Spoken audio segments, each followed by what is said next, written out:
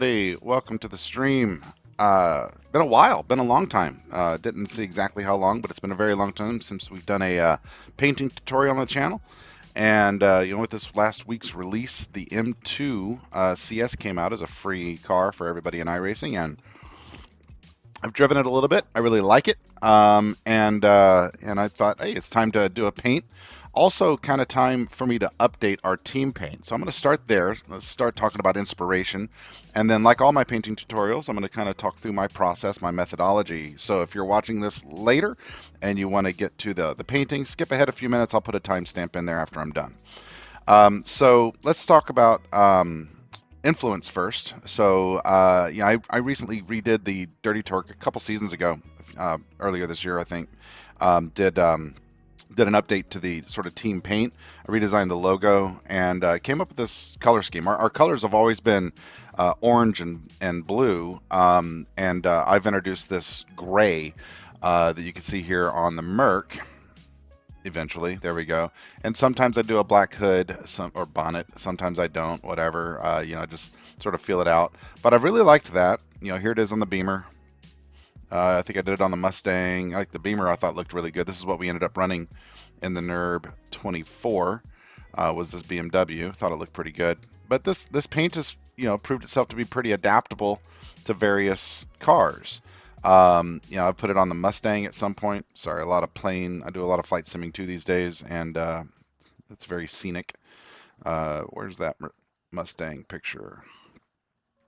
Here we go. So here it is on the Mustang, my favorite GT3 car, and you see the same basic sort of brush effect and all that, and usually a strake up in the rear with the blue, sort of following bumper lines. And so I want to continue to keep the same color palette, but I think I want to move away from the brush strokes and start doing some sort of um, curved migration from front to back. And I'll tell you what's in my head as I'm thinking about it is a couple of things. Well, and Gainbridge, I think, is the primary one here. So if you watch NASCAR or IndyCar, you've seen Gainbridge. It's an investment company. You've seen Gainbridge cars. And I love the simplicity of the Gainbridge liveries, right? Clean color palette, clean lines, but instantly recognizable. They're clever in their simplicity, and I think I want to bring in some elements of that and make them simple. The brush strokes I think are super cool, but maybe it's time to simplify it a little bit and clean it up a little bit. But like all these Gamebridge cars are instantly recognizable, even though there's variation to them. They're really recognizable. This truck's really cool. It's a little more complex. I remember I did something similar to that on a Porsche when Porsche was first introduced into iRacing way back in the day, with sort of little sword effects. I hope it's not going to be a coffee day for me. But anyway, I like the Gamebridge stuff. I was also looking at, actual race cars, and, I think some of this is Gran Turismo and Forza stuff as well, of BMWs, these M2s, as they're actually done. And I liked this one, which was sort of a dominant front color, which is sort of what I'm going for, right? The big orange in the front. And then they've got this pattern that sort of fades off in the back. I'm kind of inspired by that as well. I liked this one. I couldn't find a high resolution picture of it, but I liked this one because it was symmetrical, but different colors on either side. I thought that was cool, and the BMW liveries are usually asymmetrical, so I might play with that a little bit today. The sides are symmetrical, but the top down look is not. So I always like to start with a little bit of inspiration, researching.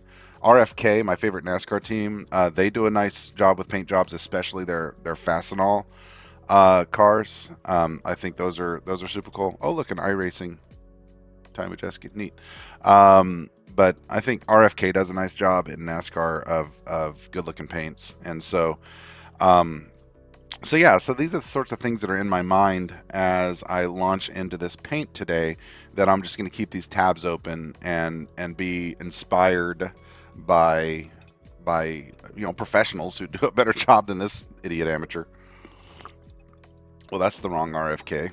Actually, it's happened to me a couple times. I've been wearing my RFK hats. I've got two RFK hats, and I have been in public, and people are like, "Hey, Robert F. Kennedy." I'm like, "Oh no!" So I've sort of stopped wearing those hats unless I'm at some sort of NASCAR thing. Okay, let's move into process. So I don't know how many minutes in we are, but let's see. I need to put a timestamp at whatever these minutes are. So around 7 minutes. Let's talk about process. So I'm assuming you know how to go to iRacing and download the template. And then once you get the template, extract that into wherever you put your paint stuff. So I'll kind of show you how I do mine. I have a drive that I've called Studio. In Studio, I have paint, and then I have a folder for every car.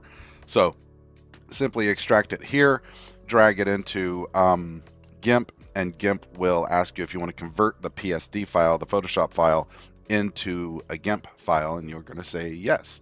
And then that's what gets you to roughly to this state. Now I've also gone in and turned on the wire already, but that's what gets you to this state. Now, to prepare for actually painting, we want to do a couple of things. So this is meant to be part exploring the car together, right? And painting this thing together. And part of it's going to be tutorial. If you're new to painting iRacing with Gimp, we're going to talk about the steps that I take to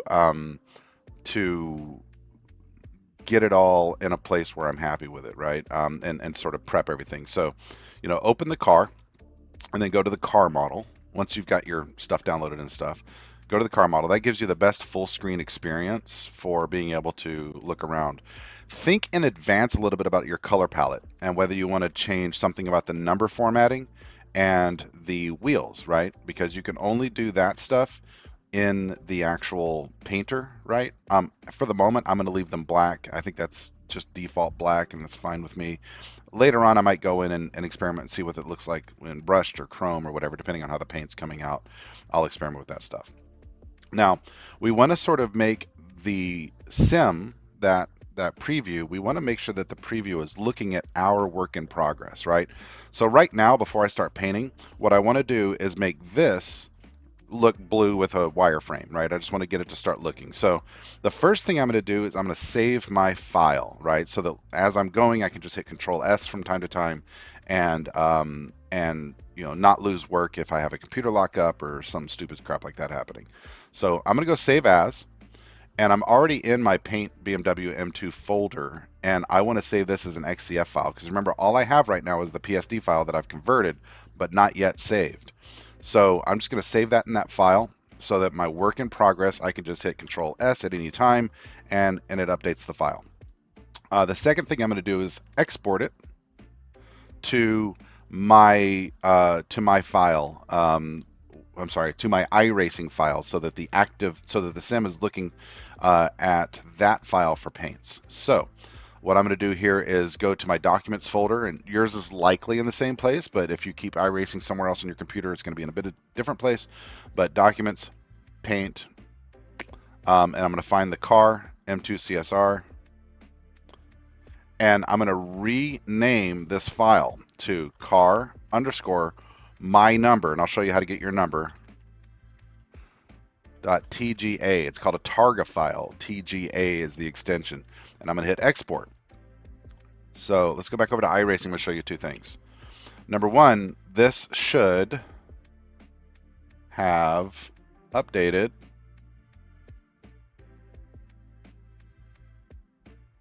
Okay, what the hell did I do wrong? Did I export to the wrong folder?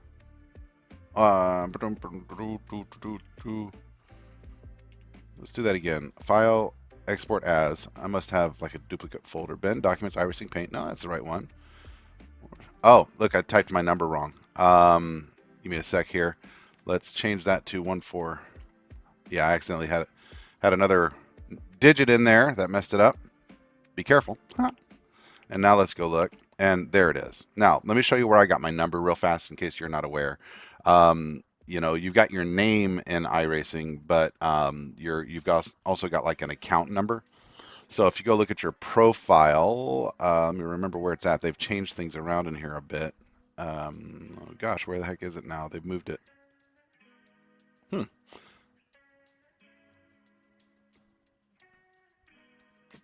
Okay, do you see it? It used to be up here, I thought.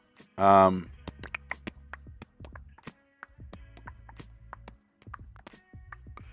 huh.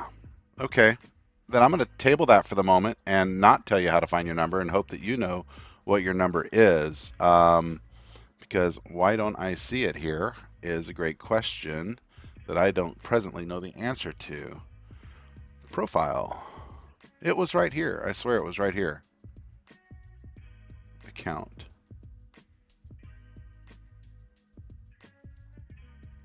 Huh. They have hidden. They've hidden the number. That's silly. We need that iRacing. Why did you hide the number? Where did you put the number?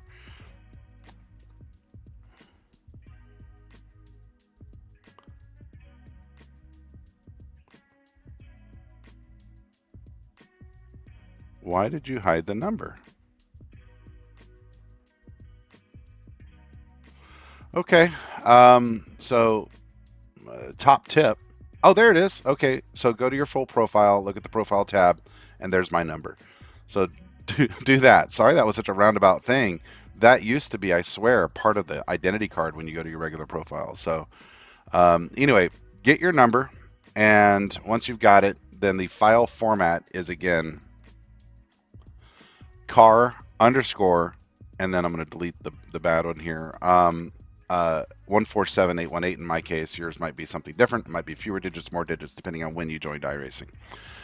So that is the file that this is looking at. Now, at the moment, I don't have a spec map, and I'm not probably going to do a spec map for this one. So if you want an education on spec maps and how to do that file formatting and how to actually create spec maps, if you want reflectivity, stuff like that, then uh, then look back at my YouTube channel. I think it's my most popular video where I do about a 1 hour, very fundamental explanation of how spec maps work, why spec maps work, and so on. I'll put the link in the description. It's not a painting video so much as an education video. All right. All that said, now that we've been inspired a little bit and we're sort of configured, we're in our preview mode here. I'm going to close extra crap I don't need. We're in our preview mode here in iRacing. Let's get back to that. So I want to go back to racing, my content, the BMW, which looked awful there. Looking at the car model. All right, we're back to this place now so that if I make changes, I can go look at those changes. The nice thing about this versus the old days is that I don't have to enter the sim. I don't have to use the in-sim camera controls. I can get really tight here. I can get really far. I can spin this thing around really nicely. And I don't ever have to hit Control R. It automatically updates when the file updates instantly. So that's cool.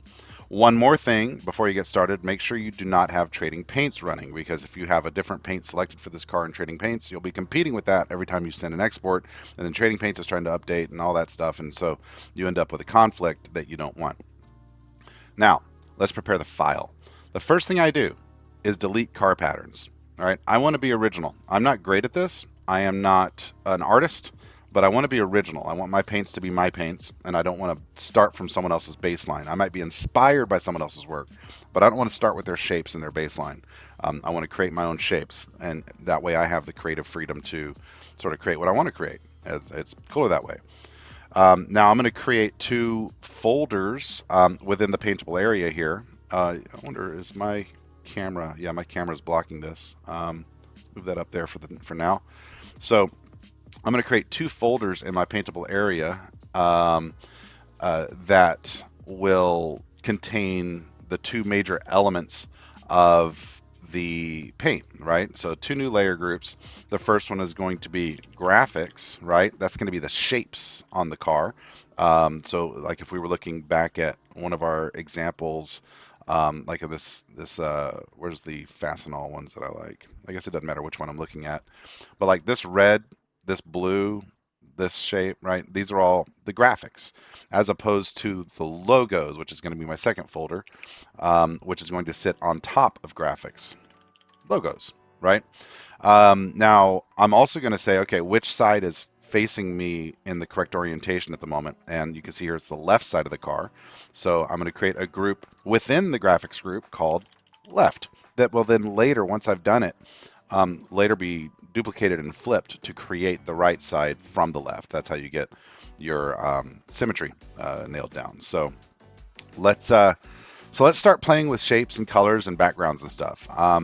Now, my color palette that I've come up with involves this, what I think, super cool sort of off-white stone color.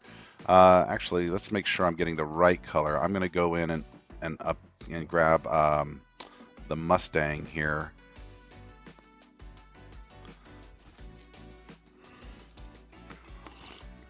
So I can make sure I get, oh, hang on. I'm sucking today. Where's my Mustang? There we go. So I'm just going to use my dropper here to ensure that I'm getting the right consistent colors that I like. And so I'm going to go to my base and grab this. And I'm going to leave that Mustang file open so that I can grab elements from it as I see fit. You know, saves you time when you're painting. First thing I'm going to do is set a base color, and like I said, I really like this this gray, this sort of primary gray that I've been using. So I'm going to use my bucket tool. I'm going to go to base, and I'm just going to paint that all over the car. Now, one thing that sucks about that is, you know, if I go back and hit export, which all I did was Control E there, and I go back and look in iRacing. Now I've got a gray car with the grid over it, right?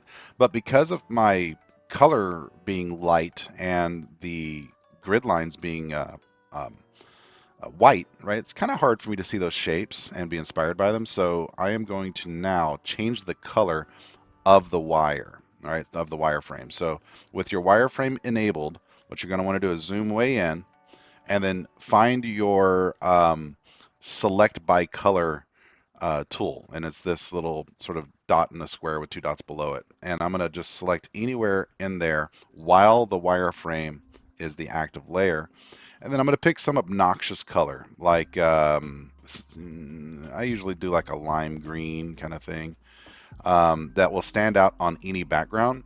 I'm going to go into my brush, make it really big, and just paint over everything here. Okay, and what that's doing is it's selected all of that white, and so if I go in and unselect it now, you can see I've got a green wireframe. So if I hit export again, go back to the sim, there you go.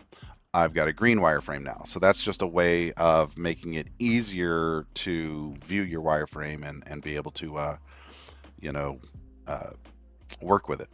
So let's study some of the shapes of the car real quickly.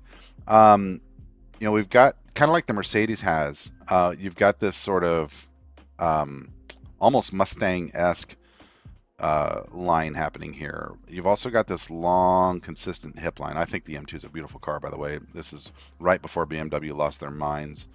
Got this cool line that runs up and then continues to the bumper. I can totally see that I'm going to be using that. That's where that blue's probably going to go. So I'm imagining that my orange is going to be the entire hood and then back to probably about here, kind of like how the Game Bridge paints were coming back and then going up and terminating. I think that's going to be my orange.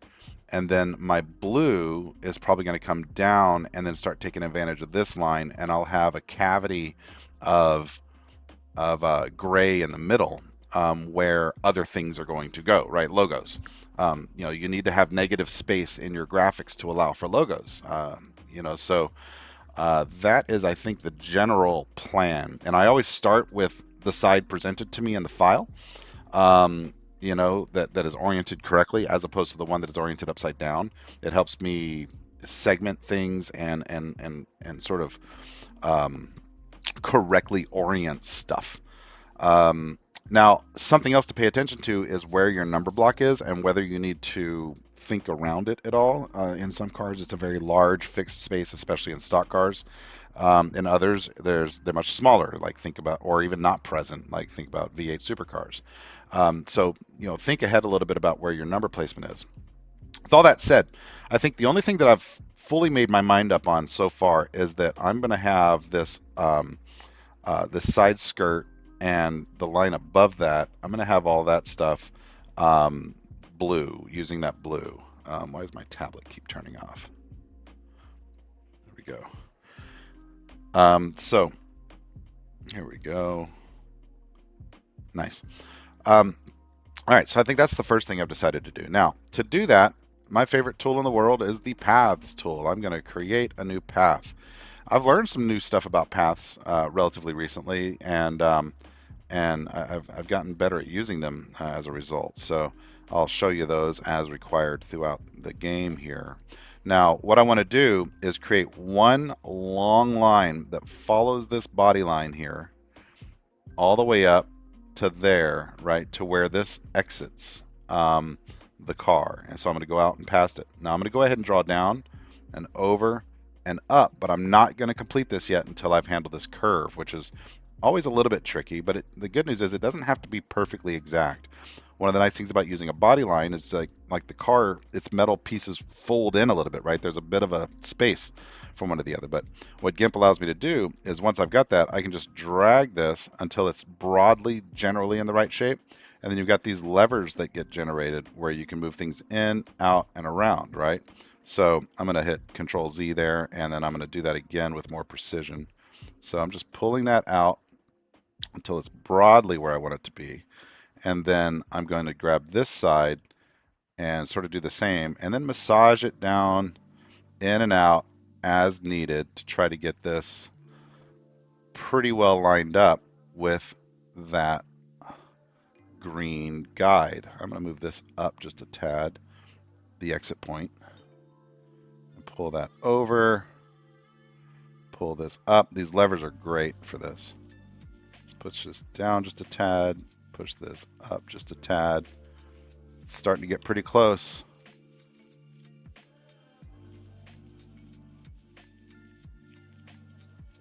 Get the idea here. Ooh, that went the wrong direction.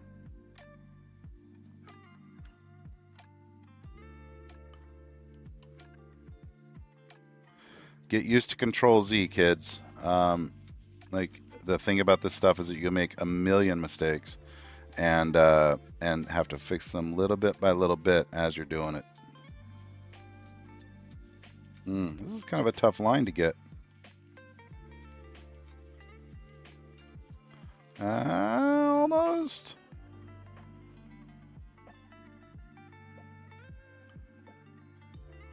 I might have to break this up into 2 lines.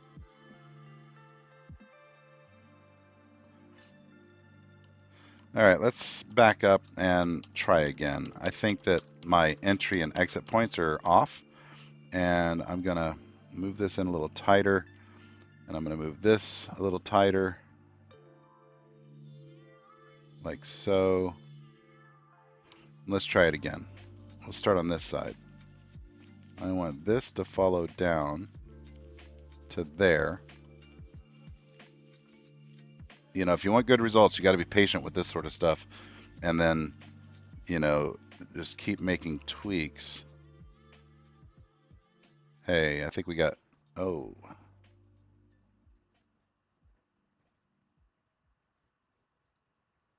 That was a pain in the ass, this one.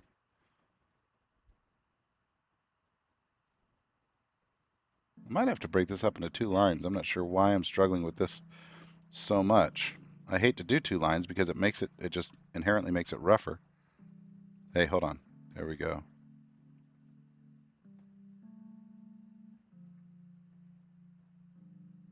Let's paint that and see how it looks. So to close the loop, I'm going to stop manipulating this line, go back to the last point that I painted, or that I drew, and hit Shift V. Shift V is what creates a selection, meaning a defined area that you want to apply color, you know, to whatever shape you've drawn. And so what I'm going to do now is go grab my blue. So I don't have it in my memory here.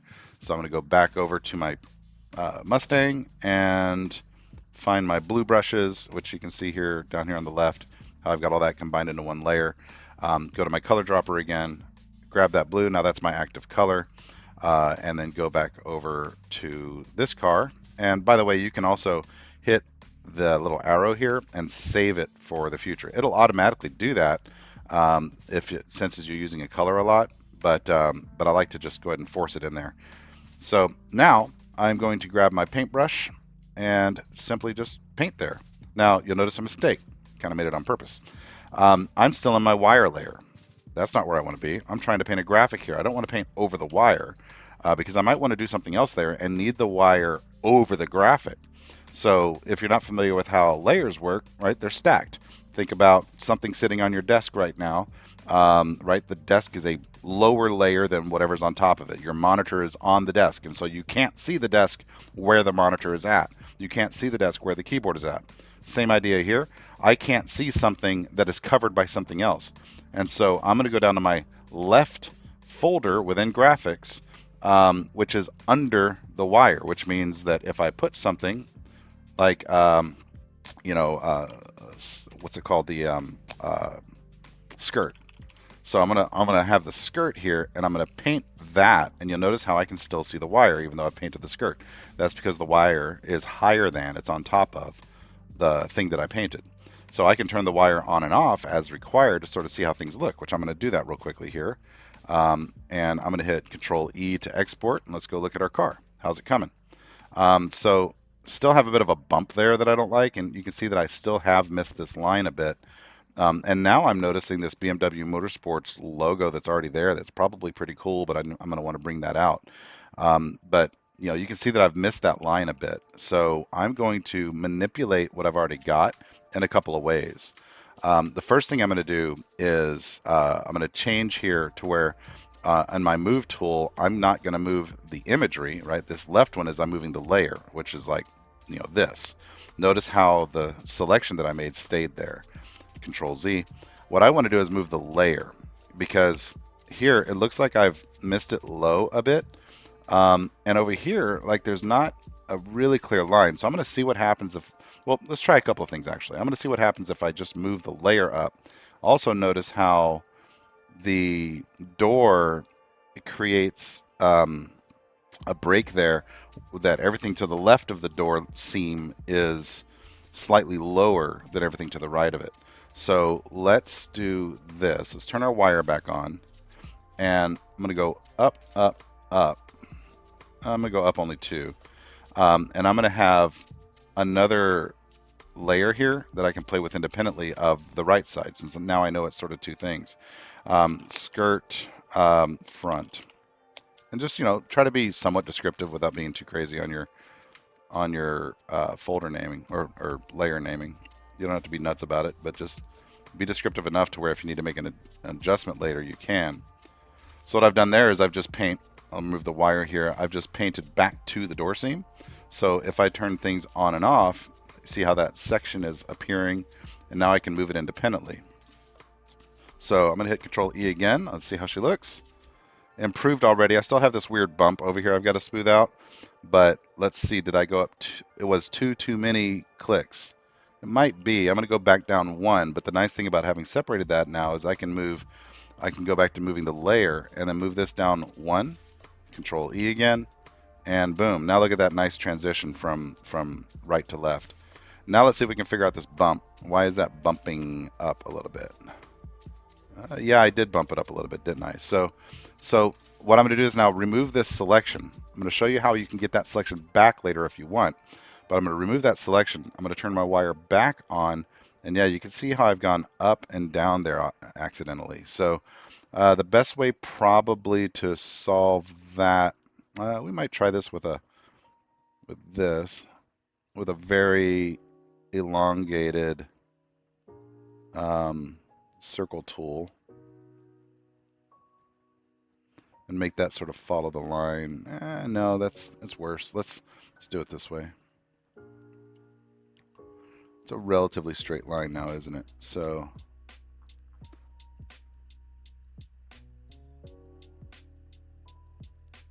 I'm going to bring it to about there, just where this overlap is. I think that ought to do the trick.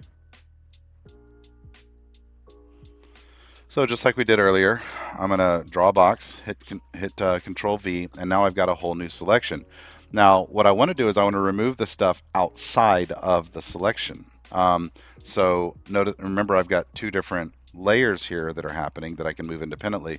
I'm going to have to erase from both independently too. But of course, I've made a selection, and what that means is you're operating inside the box. So you um, see how I'm changing stuff in the box. Oop, hang on, redo, uh, redo. There we go.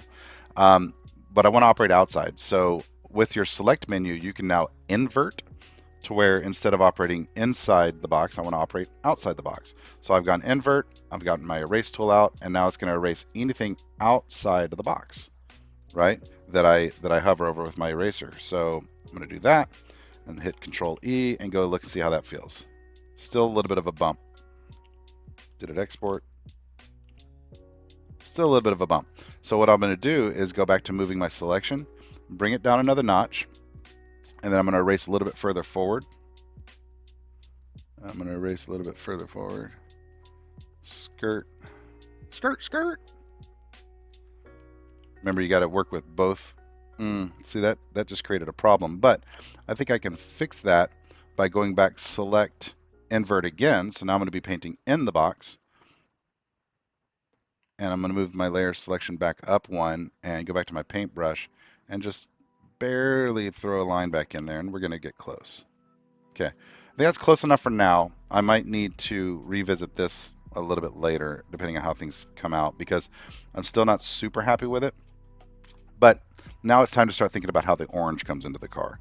And I'm thinking about a couple of different approaches here. Maybe I come down and follow this line. Let's put the wire back on. Maybe I come down and follow this line and terminate it here, or maybe it comes up and follows the car all the way to the back, or terminate it to the wheel or something. And I'm not sure, thinking back to that Mercedes that we painted, right? I'm not sure if I want to accentuate. Here we go. The Mercedes got this really pronounced, wheel well outlet here, and a lot of Mercedes paints will really follow lines around this. So I'm not sure if I want to do that. I didn't in this car, and I think it turned out really nicely. But a lot of people play with this line, and it looks great. I like it. I've done that on a bunch of my paints in the past, but I didn't do it here. And I'm wondering if I want to play with that line and come up and then have the gray be the dominant thing. But I also know that I want the entire hood to be orange. So it's telling me that I probably don't want to do that. I'm gonna play first with coming down and then up, sort of playing with this line to the back of the car with the orange. So we'll experiment. We will experiment. So remember layers. I've now got a skirt and a skirt front. If I'm pretty happy that I'm not going to be moving those around a whole lot, then I can go ahead and merge them into one. So now I've just got the skirt file that turns all of those on and off. Now also in my left folder, and it's gonna be kind of funny. You'll see more examples of how layers work. I'm gonna create another layer called Orange Swoop, something like that. And this is just going to be my playground for how this shape is going to take hold. If I'm sure that I want the whole hood and maybe the A-pillar, no, probably just the hood. I'll probably want the A-pillar to be black. Then I'm going to pick a spot back here, and I'm going to paint down, and I'm going to go right over the blue here, right? You'll see in a sec. So I'm broadly going to match this body line, and I can always manipulate it a little bit later if I want. But I'm going to bring it down to about there, maybe. So the curve is going to be happening under the logo.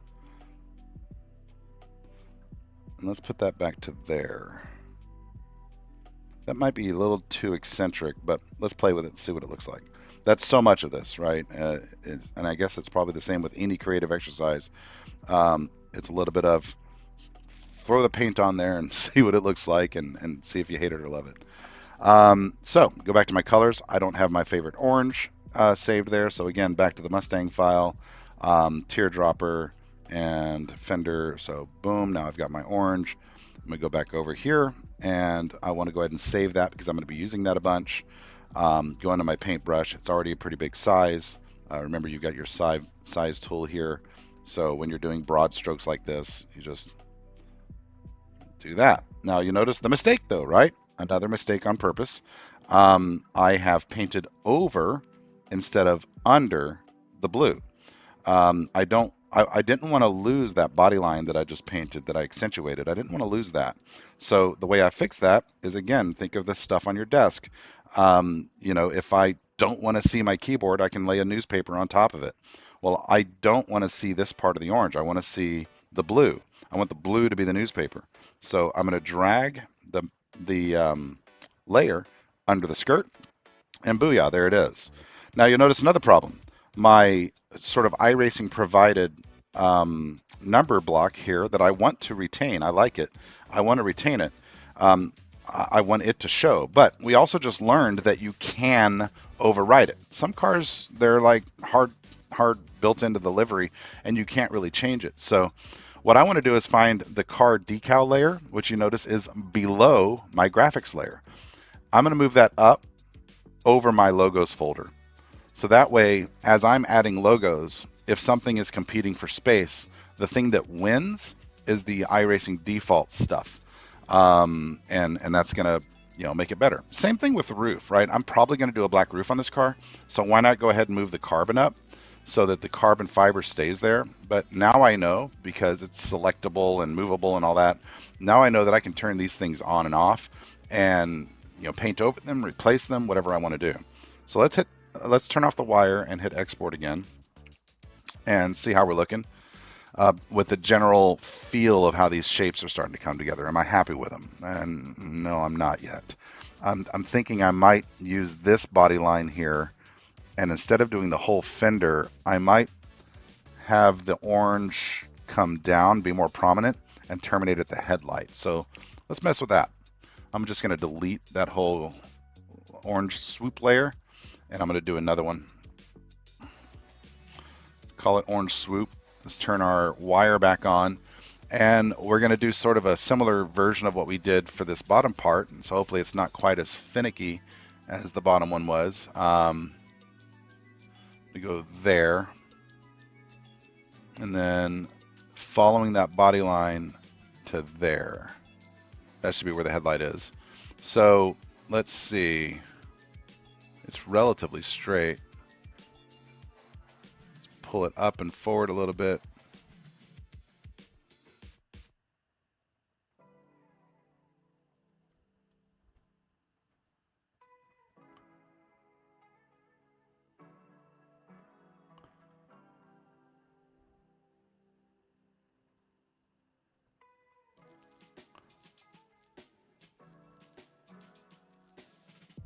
There's a little tweaking there. This is actually pretty close on the right off the bat. Let's try that. Oh no, I made this age-old mistake of, there we go. Okay, cool. Like I've learned over time to always wait to manipulate the curvature of a line until after you've defined your major outline, and then come back and do that because it behaves kind of funny. I've never really figured out why Gimp hates me when it comes to that stuff.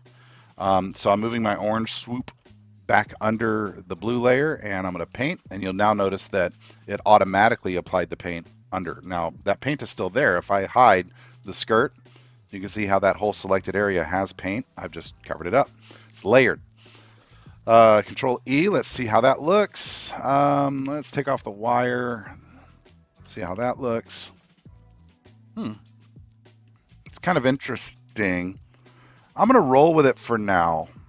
I don't know that I like it yet, but I'm going to roll with it for now. I think it's going to depend on what I end up doing in this area, and maybe I'll create some negative space around there, but I'll roll with it for now. Let's paint the bumper here, both bumpers, to sort of complete the side look, and highly likely that I'm going to come back in there and mess with that stuff. So, all right, I've got a left side.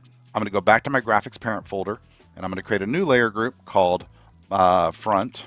right? And that's going to be my container for everything here and probably the bonnet too, the hood too. And then I'll do another one called back that will be for all this stuff, right? And then sometimes, depending on the car, I'll also do a top. So at the end of the day, you've got a left, right, top, front, back, right? You'll have five sort of folders that you're working with. Now, for the moment, I'm just going to focus on ye old bumper, and I'm going to assume that I want a little bit of color variation up here. So I'm going to leave out the lower splitter because I think I'm probably going to do that in black. So this is going to trace around here. Boink. You don't have to be uber precise with this tool. For this sort of thing, it requires the precision when you're working with body lines. Now I'm going to take the lazy path here and go into here and then here. Yeah. And I'm going to assume that below the grill is going to be one color and above the grill is going to be another. So let's follow that body line right there. Now I'm worried about wanting to do symmetry. Like, should I do this half and half? Yeah, let's do that. Okay, so you see me cheating here. What I'm going to do is finish out my thing from there. I'm only going to paint half of this for the moment. Oop, front. I need to create a layer inside the front called the bumper upper, and I'm also going to use orange there. So, so what I've done there is because I'm having to do this line here. I'm gonna sort of do some early symmetry work to make it to where I don't have to get it exactly right twice. I only have to get it exactly right once. So now that I've got that, I'm going to hit select none, take my bumper upper. I'm going to duplicate that layer. And then I know I've got this little error part here. It doesn't matter. It's about to be covered up. But I've got that duplicated now, right? I've got bumper upper and bumper upper copy. I'm going to go to my flip tool, right? And I'm going to vertically flip it. So watch this. When I click it, that is now existing down here. It's a little off screen. It's kind of hard to see. So let's move it up. Now I've got this. And what I can do is get it lined up perfectly, right? So that, see how, boom, that should be about perfect, but we can test it. Notice where this is intersecting with that bright green line. If you go over to your left or top and just drag out from there, click and drag, and place that where the intersection is happening, right? Which is where the 2 meets the 1 here. And then scroll down and see if your intersection is happening at the same place, and see how here it isn't. So my eyeballing is a little bit off. So what I want to do now is on that layer, move it to where it matches. And sometimes there's variability in the template to where it's never going to match exactly perfectly. But, and I think this might be one of those cases, because I didn't move it this way. I only moved it this way. So let's see here.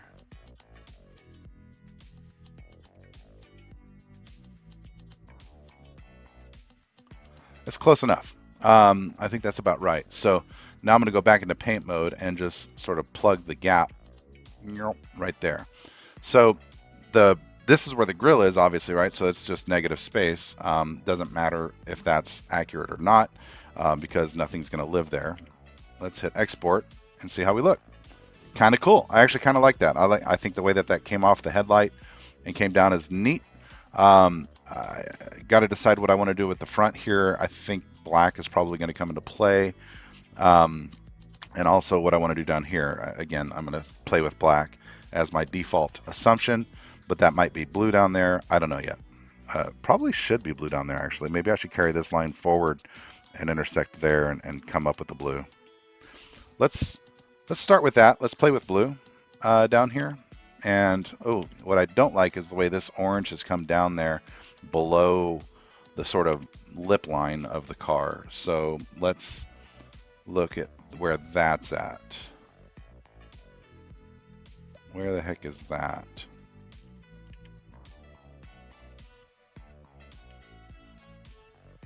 Oh, don't be a pain in the ass. Is it that little thing? Why did you put that there then, iRacing? Like this little section should have been, um, this little section should have been on the lower piece, not up here. Let's erase that. Does that get rid of that little spot?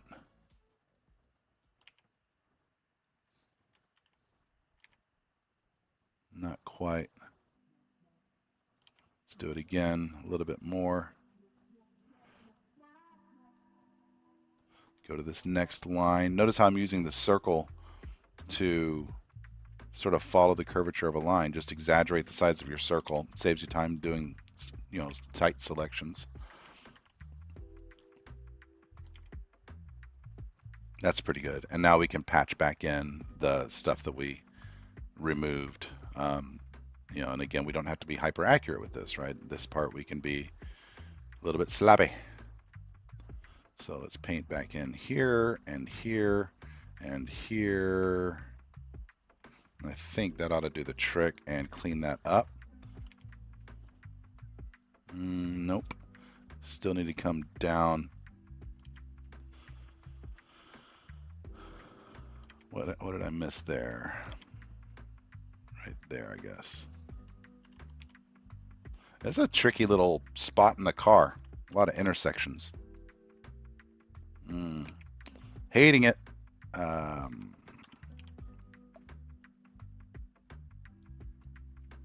actually kind of don't like this part. I think that needs to be dark as well. This whole sort of mustache-shaped thing. It's experimenting, right? Hope you're enjoying watching. I hope you're learning something watching. But all this stuff is about experimentation and sort of rapidly prototyping and changing stuff as you observe, which I find weirdly relaxing.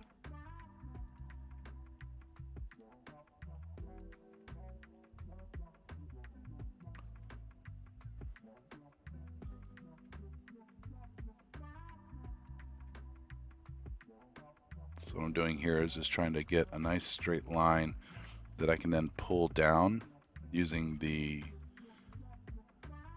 manipulator in a moment. So I want to follow this curvature. Wow, they did not make this little car. When I first pulled the template up, I thought, oh, this is going to be nice and easy. But it's actually a relatively complicated template. It really is. Because pieces that I wish they had separated out, they did not. And, oh no, hang on, Control Z. Shit, I lost that. Okay, back in there. Let's go to that intersection there, and then bring that up to there, and then take that over to the center line, and then down, and then back over, and let's manipulate that again to where what I'm looking for is I want it to come out of here straight and into there straight, right? So that it's a nice rounded curve. And let's go to our eraser tool again. Make sure we are in our upper copy. Yep. And erase, erase, erase, erase. Okay. And we're going to go ahead and go to our other one and erase, erase, erase, erase. And let's just see what that looks like real fast. See if I got the lines right. It looks like it. Take off the wire. Yeah, okay, cool. I might need to do just a tad of touch up there. So what I'll do is I'll just move the whole thing down a little bit. Boink. Wrong one. This one. Boink.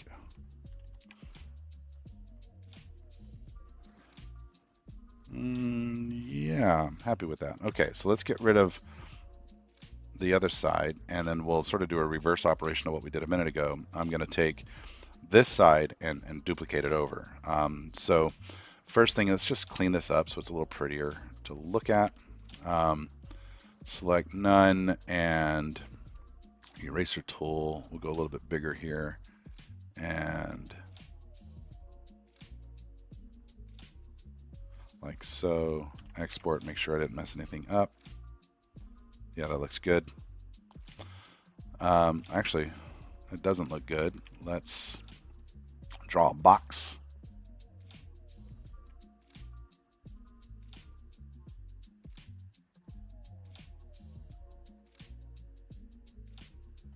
And erase everything in that box. So we end up with a nice straight line. I'm going to repaint in like 1 pixel there real fast.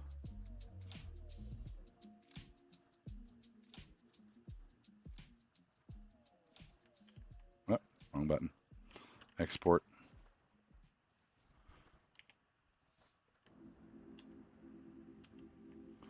Let's do that with a much smaller brush then.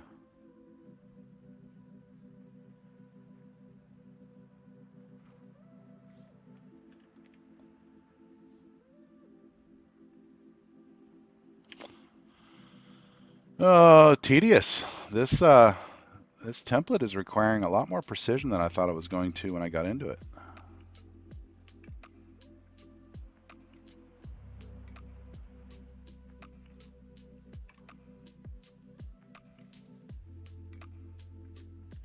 But that's okay.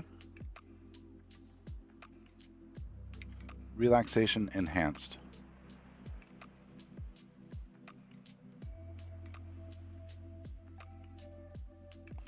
Hopefully it's helping you. If you came here to learn a little bit about Gimp, manipulating it, working with the liveries, the sorts of things people think about when they're working on this stuff, I hope this is helpful and fun for you.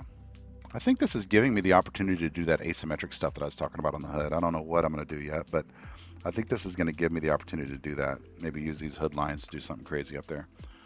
I definitely don't think, as much as I love this primer gray, I definitely don't think I want it to be such a dominant color up front. But I haven't really thought about that in light of the logos yet at all, right? And I do think I'm going to do something else back here to bring a swoop line down. I don't know what that means yet, but I don't know. I'm not. I don't dislike this, but I don't like it yet either. So I'll keep playing with it. Let's finish up the nose, and then we'll come back. So I'm going to duplicate this going the other way now. I'm going to flip it, and then sometimes that means things appear out of the painted area, and you've got to move it around.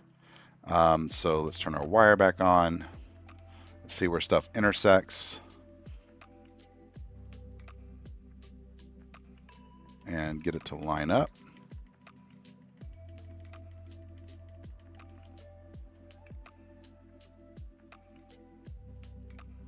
That looks right. Turn our wire back off. Export again. See how she looks. Hey, we're on a good path here.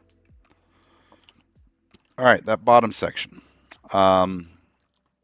Let's do a new layer in here and bumper lower, and let's also merge our 2 bumper sections together. So now I've got one big bumper thing instead of 2. I'm going to start with the blue. I'm going to try the blue first and see how I like it. And if I don't like it, I'm going to try the black. Now, I'm going to move my bumper lower cover under the bumper upper because I've already done all my precision and I don't want to have to do more of it. So by managing the layers, you can see now that I can just paint it and it's going to appear under, and I can be happy with that or not. Let's change that to black and see how we feel about it.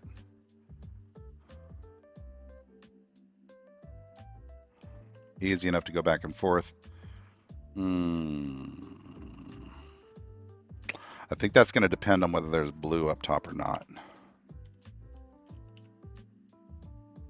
going to leave the blue there for now. Default to the team colors. Roll with that. And then I'm going to come back to the hood in a minute and think about what I want to do there because I don't really know yet. Let's go do sort of a similar treatment in the back of the car with the bumper there, which I think is looking a lot easier. So we're going to go back into the graphics folder and create a new one called rear and a new layer in that called bumper. And I'm just going to use my blue again. And I'm hoping things are lining up nicely there. Oops. Use my blue again. And I know that I've oversprayed there, and that is okay because sometimes it's easier to do the overspray and come back with an eraser and clean it up than it is to spend time tracing lines with the path tool and all that jazz. You know, be sloppy and then come back and fix it. So I'm just going to come back in here and erase just that bit that I oversprayed and hit export. And now I've got a blue bumper. Sweet. That line flows pretty nicely. I think I'm pretty happy with that. Should that come down and back? Don't know yet. Don't know yet. I am definitely feeling like I want to make the A and B pillars, or A and C pillars, all black. Like the whole top from the windshield back of the car should be black and carbon. Feeling like that probably needs to happen. But again, you know, logos will determine some of this stuff. I've got a pretty big bumper fascia here that I can use for sponsor logo stuff that need to be considered as part of the scheme, right? I mean, the graphics are important, but has to be thought about in concert with logos. Still not happy with it. I don't know. I like the colors, but the orange is a little too dominating right now. But I don't know if I should adjust the orange or if I should do something on top and see if that sort of organically scales down the impact of the orange. So let's start playing with black up top and see what it looks like if I go all black on the hood, the roof rails, and then sort of maybe stop here, you know, and sort of do a rake up there, or maybe even a rake down that sort of interrupts into the orange. All right, so back to our left side. We're going to continue manipulating with our left. And the good news is here it's big, broad areas. I don't need to be very accurate. So I'm just going to boom, boom, boom, boom, boom. I'm going to go to about there because I think what I want to do is kind of come up like that. And then kind of follow this back. And then let's zoom in a bit here. A little bit more precision. I always try to paint just barely outside of the area, even though there's some flexible space there. Like the wireframe doesn't go all the way to the end of the mask. I'll show you what I mean by that. If that was, oh, hang on. I didn't mean to go inside the window. That was dumb. Here we go. So what I meant by that with the mask thing, so the wireframe is the actual borders of the car, but you notice how there's space beyond the wireframe to the end of this. This whole paintable area is called the mask, and that is, you know, you can paint in there, but it still won't render in the car. But what it gives you is wiggle room for moving things around and overspraying on purpose and all that stuff. So I'm going to go back to black here, just like Amy Winehouse, and on my left, I'm going to call this left upper. And I'm going to paint some black. Now you notice how I've gone over the orange. That was a mistake, but it might have been a happy mistake because notice how now the orange is a little bit broken up. That might be something I play with, is drawing this line down into the orange so that the orange is much thinner up front than it is in the back. So first thing I'm going to do though is I'm just going to see if the color layout works for me, and I'm going to move the layer down to be third in line there so that it's under the orange. I'm going to turn off my wireframe, hit export, and see what we got. Okay, I kind of like it. I think I'm going to follow this swoop down though. I might keep the hood gray and then use this hood line here, this body line, and stop and have the black sort of come over the headlights. That might be the plan here. Do I like this thing? I don't hate it. Let's experiment though. I'm going to hide that one, and I'm going to do another left, left upper option 2, right? Where I'm going to be more aggressive about this coming down, and I'm going to go straight from the B pillar down into about way down into the orange, and follow it forward here and sort of come down and meet the blue line somewhat.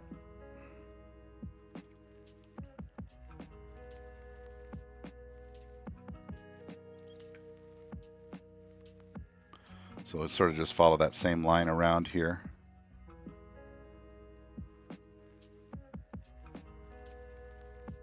Wink.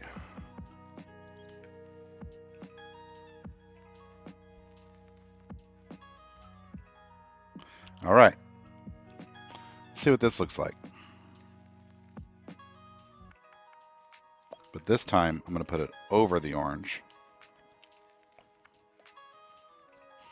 That's kind of interesting.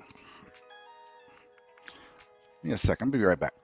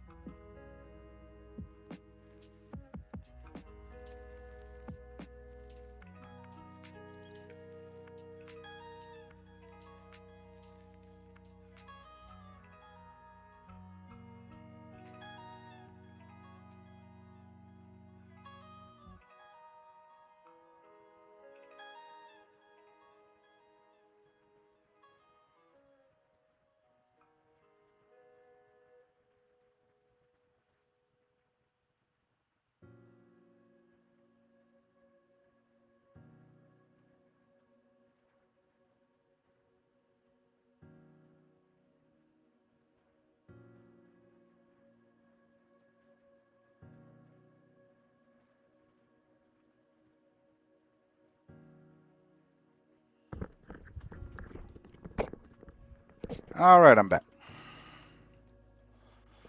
Okay, so do I like it? Do I hate it? When I walk back to it, I don't like it.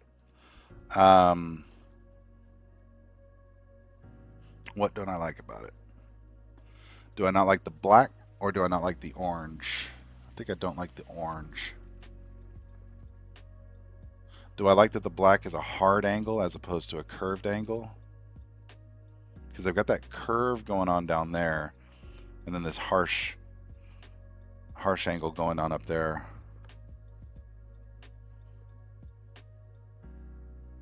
I don't know. If you're out there in the chat, let me know what you think.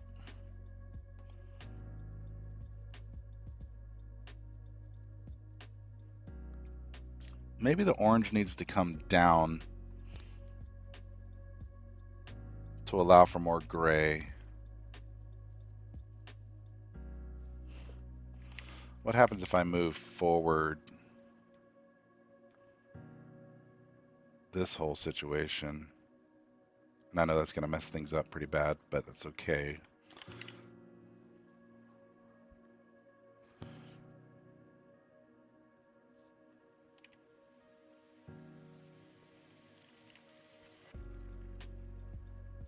Actually, I think that helped. I'm going to try something different on the left orange here. Left orange. Put that under the black, and let's grab our orange, and what I think I'm going to do is experiment with something like this.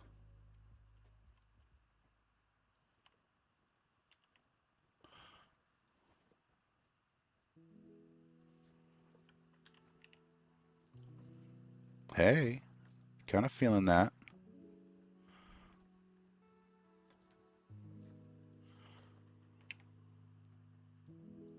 Kind of feeling that.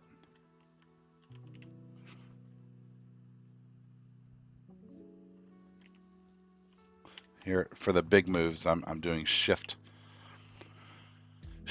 and then left, right, up, down to move that stuff around.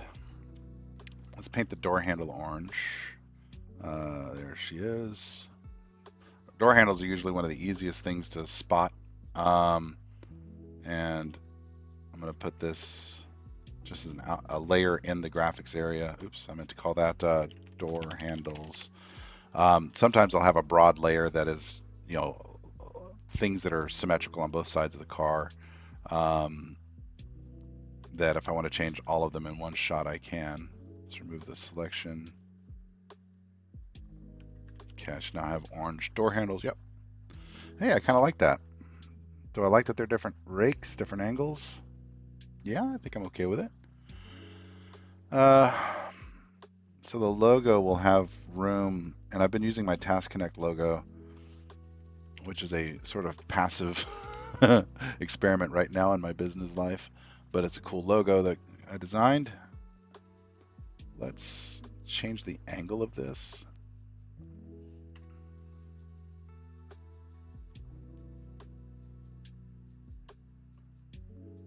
Crap. It's okay. Let's just do this. We'll expand it by a little bit.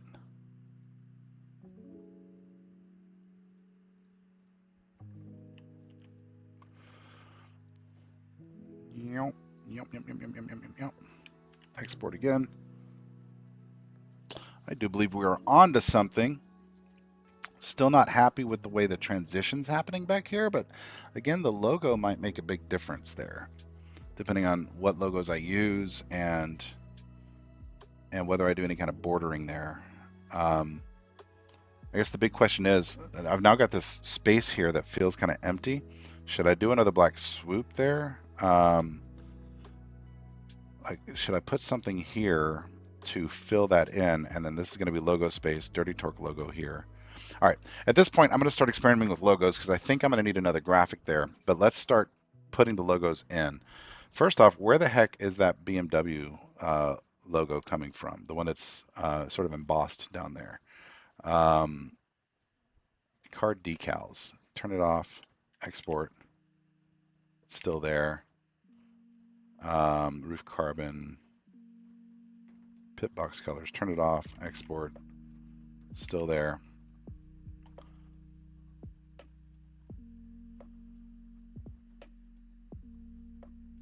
Paintable area, turn it off, export.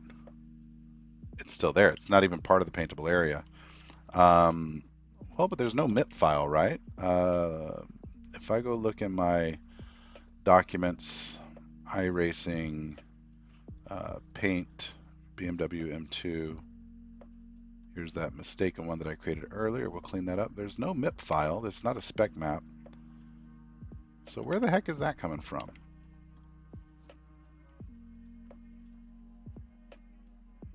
Car mandatory. I'm guessing it's car mandatory. Can I paint it?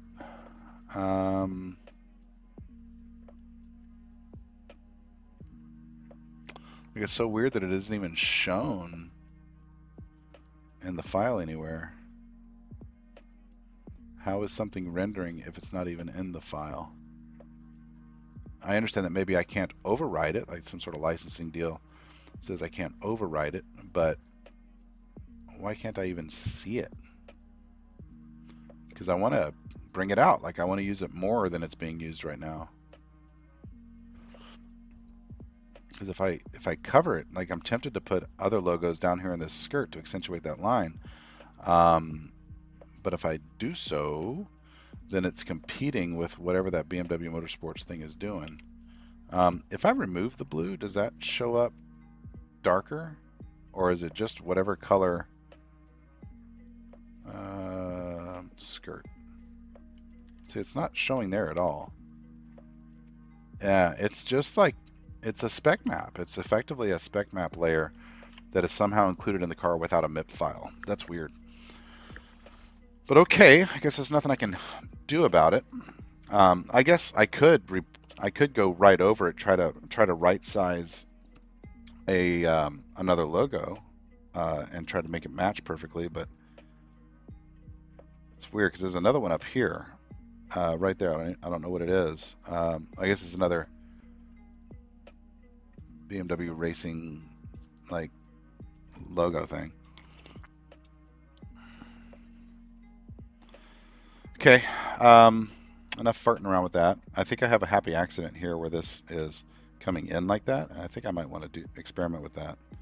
Come down and then out and then in toward the grill um, intersection there. So let's play with it. I think I like this general direction, but like I said, I'm going to start messing with logos. So folder structure. I have a folder in my Studio Drive under Paint. I've got an assets folder, and this is just where I keep everything. So if I have an asset for Casio or for Pete Buttigieg or for Fuji bicycles or Guinness beer or whatever that I've used on cars, and I've saved versions of it here for future use. So I have been using my Task Connect logo quite a bit, which is just a startup of mine that I have begun and not done enough with. You can judge me later. Um, where I have an icon and a logo. So let's mess with the logo. And I'm guessing I'm going to go with white, transparent here. And remember how in the beginning I said I was going to create two major folder groups, right? Logos and graphics. Logos go on top of graphics, and it's going to be separated out by left and right, just like graphics was. That way later on I can just duplicate a couple of layer groups and drop them in. So let's just drop on our Task Connect logo into the left side and see what it be do. And I'll start big and work my way down. Like first question is, do I want it to be straight? Do I want to be raked? Probably want it to be raked, but let's take a look.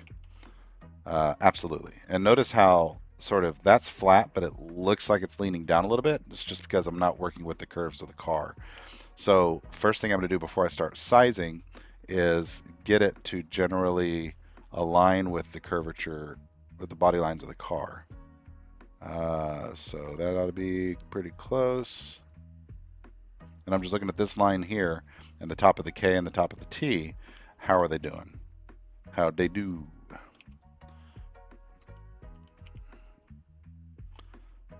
All right, so the question here, it's too big. It's definitely too big. So let's bring it down. I'm going to let it overlap with the orange for the moment because I'm considering carving out the orange a little bit and mm, down a bit more. Now it's too low. And this is all just very subjective, right? As you're doing this sort of stuff, the placement is just a matter of making small tweaks and feeling them out as to what you need to do, what feels best, what looks best, and again, entirely subjective. I hate it. I hate it with fire. Let's see. Let's bring that down a lot and then move it up.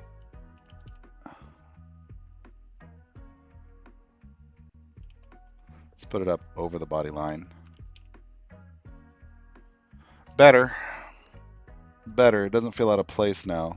Um,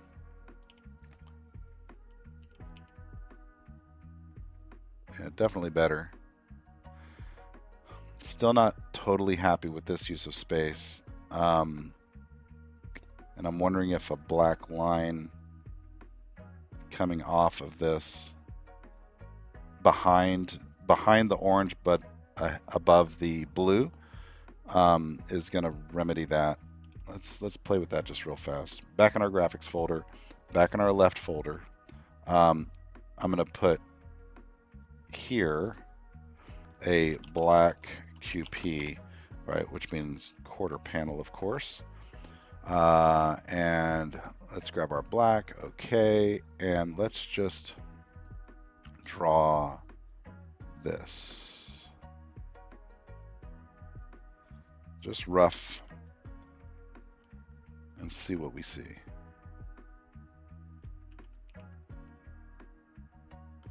Mm.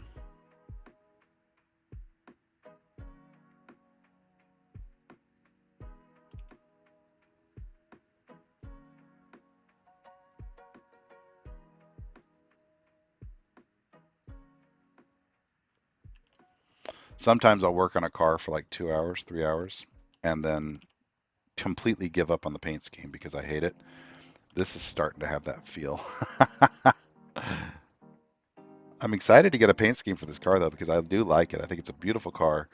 But I'm starting to understand now why BMW has such simple paint schemes for them, because um, this is it's a challenging body to work with. It really is. I hate that entirely.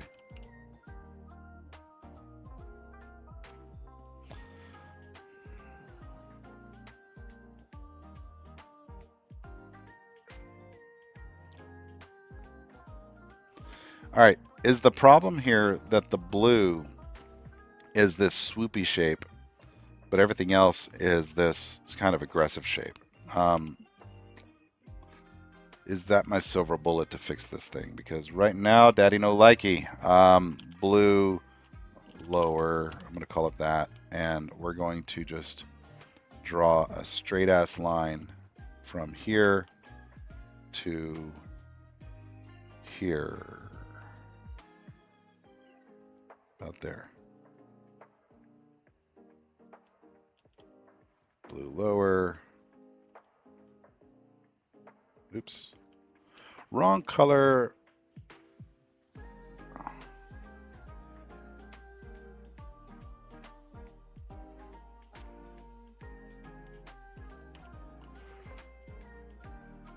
Hmm. It's not bad. It does help, I think. Let's exaggerate that a little bit. If I go to there, does that better define everything?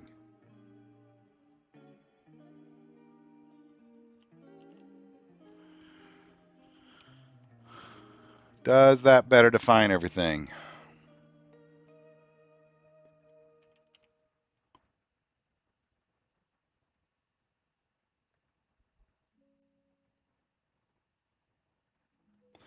Hello, darling.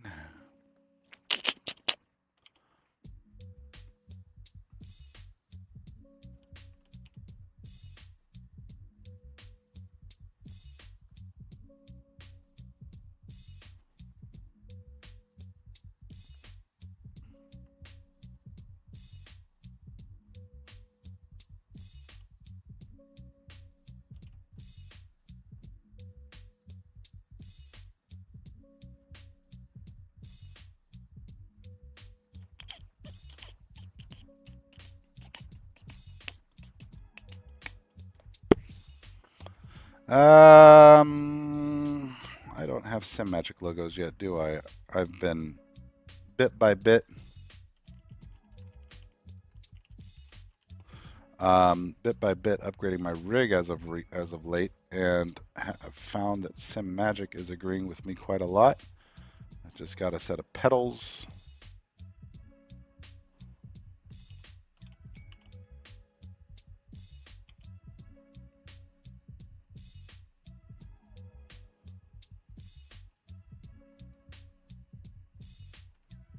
Studio, paints, assets, new folder for Sim Magic, and that is, what was it? White white icon. Um, okay, and what I'm going to do is I'm going to drop that into that lower section there. Hang on. There we go. Sim Magic folder and white icon.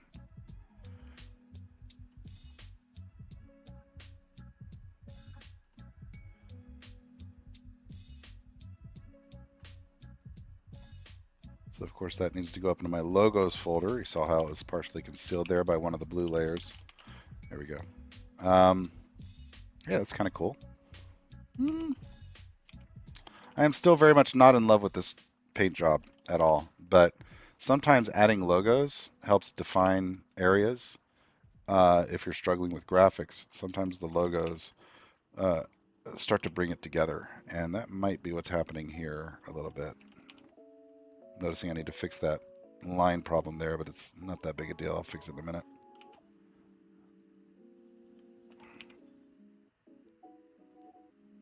Is that too big? Let's bring that down a bit in size. Sometimes an oversized logo is super cool. Other times it's too dominating and it becomes problematic. All right, let's put the team logo on the door as per usual. Dirty Torque and my new logo, and we want to drop that bad boy in and then bring it down a notch here. I'll probably have it overlap some stuff and conceal the intersections, because I keep playing with whether it should be curved where colors are meeting or sharp, and this way I don't have to make the decision. This just feels hacked together, dude. I do not like it. I do not like it.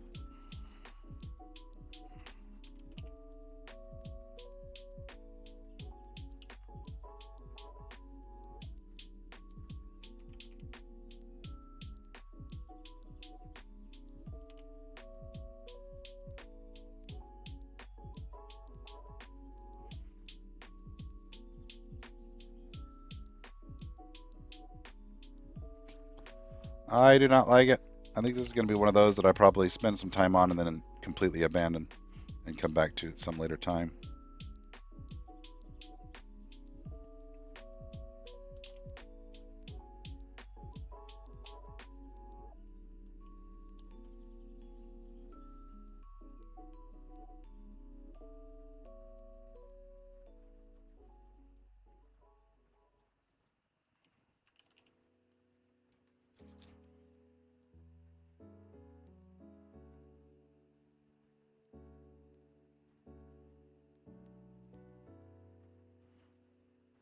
I don't like it.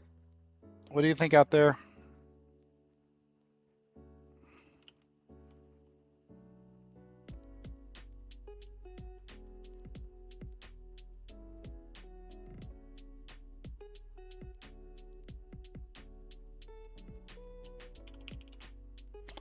Am I just killing myself trying to save something that can't be saved and need to give up on this scheme, which I've done many a time?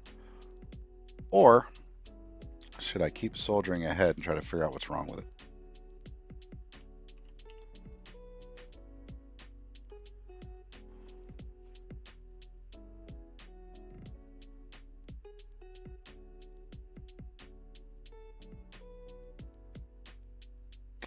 Maybe it's a reverse problem. Maybe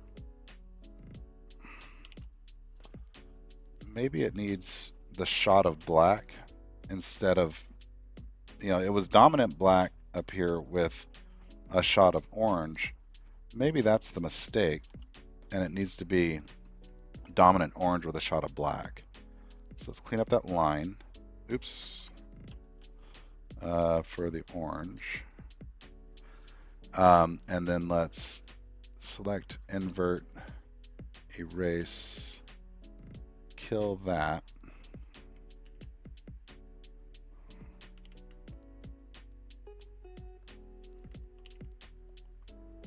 Move this forward and up. And then let's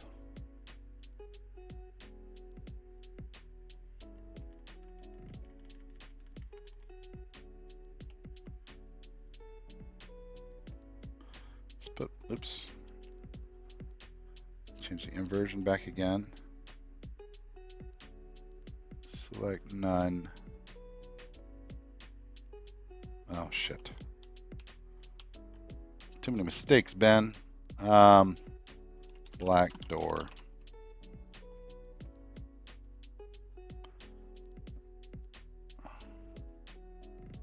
I only kept the selection there because I want to make sure I got the angle to match the orange perfectly. Could do some color replacing, but sometimes that's easier. I don't know if it fixes it or not, but it doesn't hurt it. Let's make that a little more of a stripe, a little less of a block.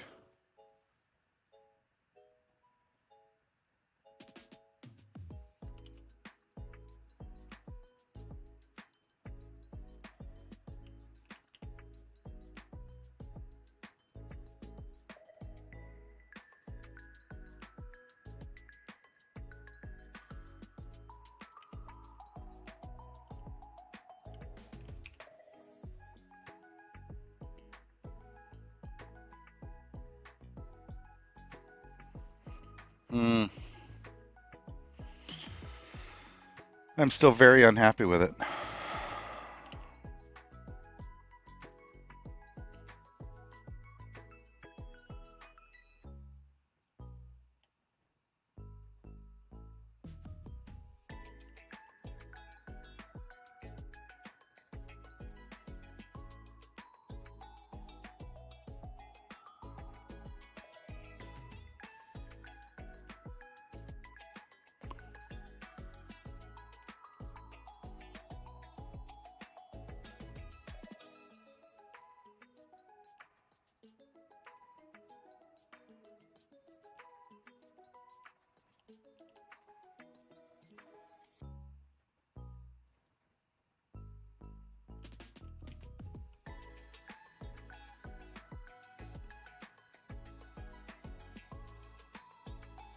Hmm.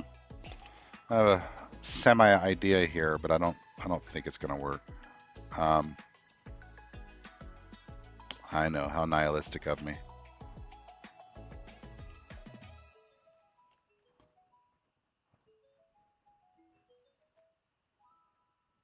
That's bottom there. It's top.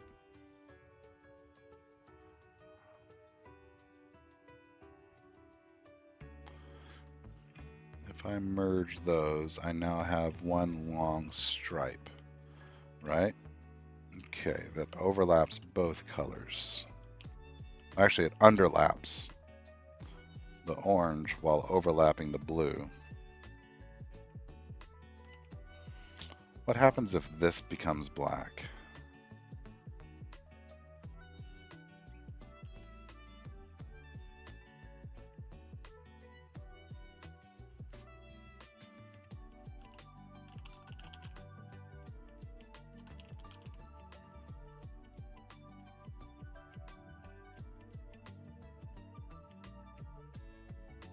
Let's figure out where that needs to go.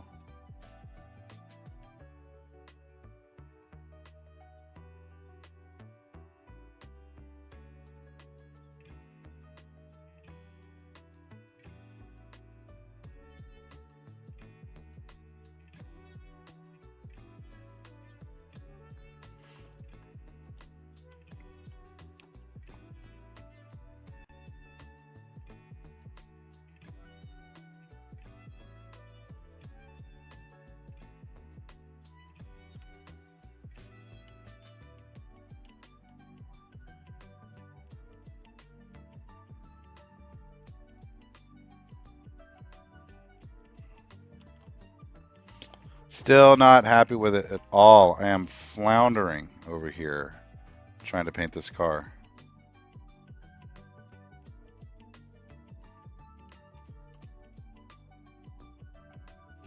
That kind of did something.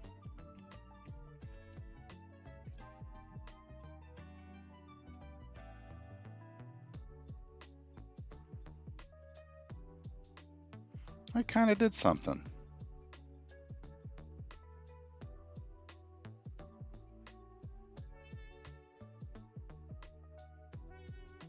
I don't hate that. It gave us some dimensionality. Let's roll with it for a little bit. This is the challenge of going into a paint and not having, like, sometimes you'll go into it just with a really clear image in your head of, ooh, if the car looked like this, I'd be really happy. And you've got this goal in mind going into it that you just go execute on. I came into this one just liking the way a car looked and wanting to do our paint scheme on it. And the easiest thing I could have done is just copy shit over from, um, one of my other cars that already has the team paintbrush situation happening on it.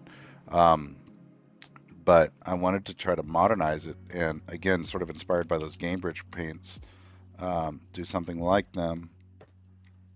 This still just feels slapped together. I'm just still very unhappy with it.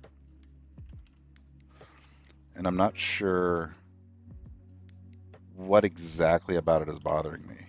Um, like, it just isn't working.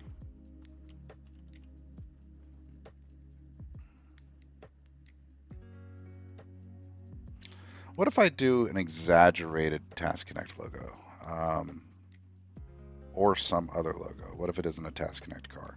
I mean, that's what we've been doing for some time for our team car, has been primary sponsor of Task Connect. But what if we did something different?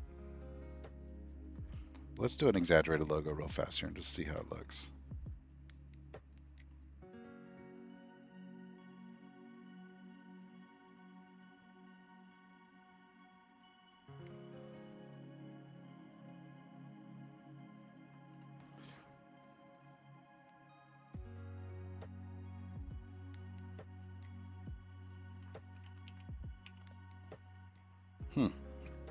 Did that fix it? Did that fix it? What do we think? Been a long time since I've struggled this much with getting the basics of a paint right. That might have fixed it though. Small car, big logo. Is it too dramatic?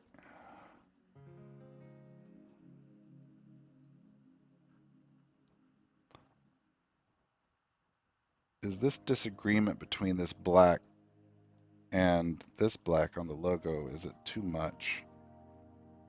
Is the gray wrong? I haven't challenged whether the gray is wrong for this car or not, because I like the gray so much that I've just sort of stuck with it, rolled with it forever. But is it wrong for this car? If I patch the orange and black and sort of terminate those up here, does that effectively fix it? And then instead of having the big Dirty Torque logo um, on the door, maybe I put it over here next to the number block and then figure out what to do with this space here and the bumper.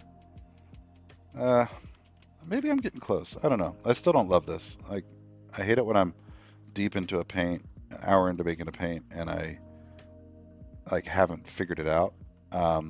It always takes some experimentation, but I normally have something pretty crisp at this point, by this point.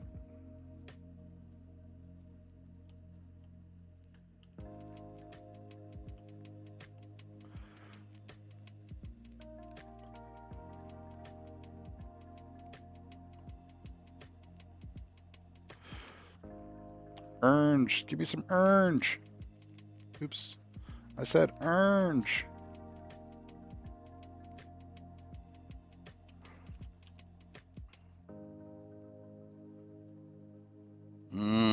Still don't like it.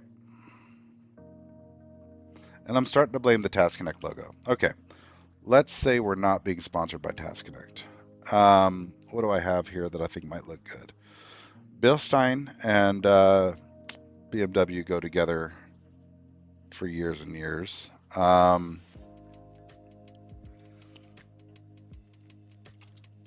have my old Dirty Torque logos. What kind of tires are on this car? Michelin's, Goodyear, Guinness, Hamilton, Hitachi. Thoughts.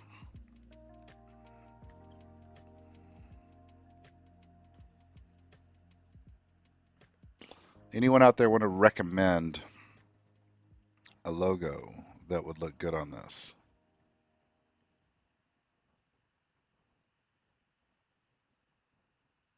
Or do you think the Task Connect logo looks okay? Because I'm not convinced. I mean, I like the logo. I don't know that it works for this car. At least, excuse me, not for this theme on this car.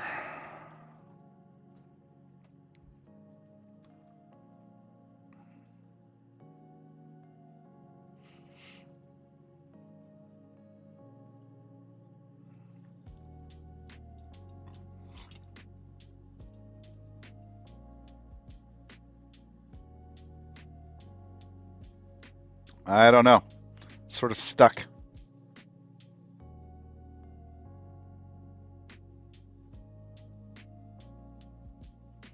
Sort of stuck.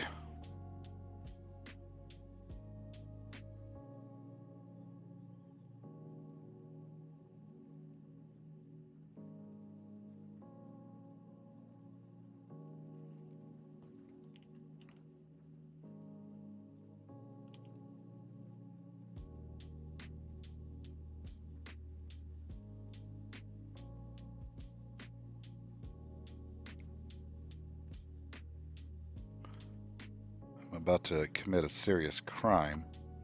I'm going to scale an image up,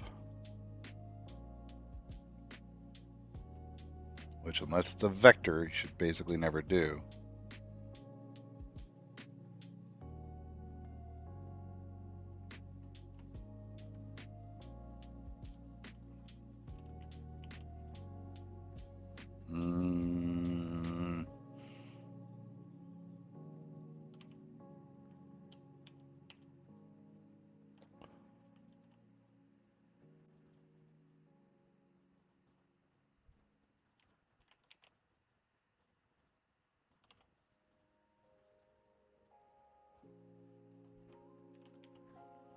What are we thinking out there? Someone throw me a bone.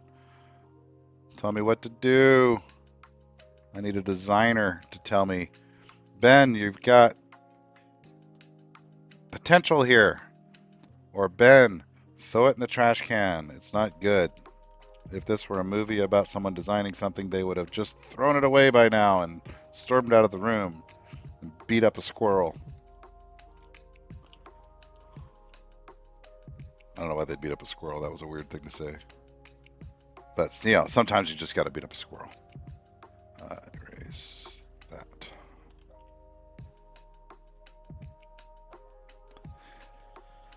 Maybe the blue needs to come up higher and stop at the top of the taillight instead of the bottom of the taillight. Skirt is becoming a lot more than skirt. Where the heck is that? Blue lower.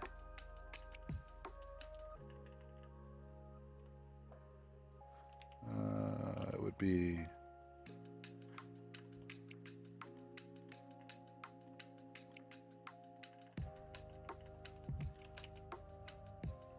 too high. It is that line, isn't it? That punch out right there. Maybe that fixes it and sort of accentuates the hip a little bit more.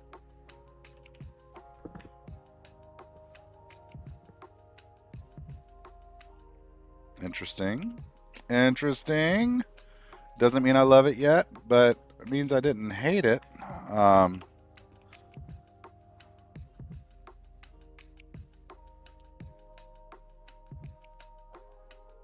go back real quickly to the oversized Task Connect logo.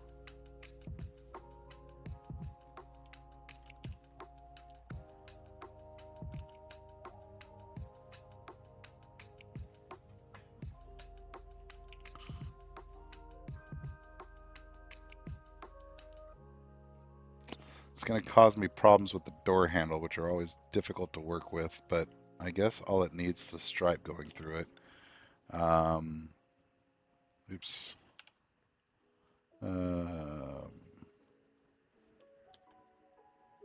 Size.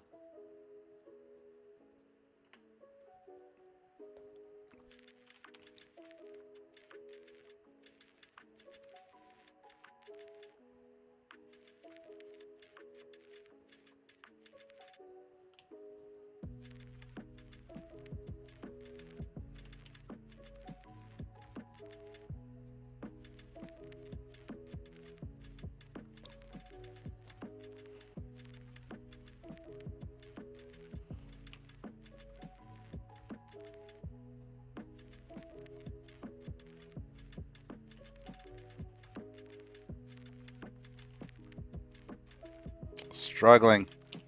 Struggling. Struggling so much.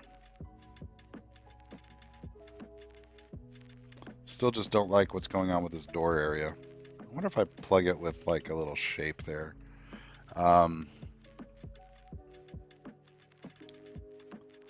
Let's draw.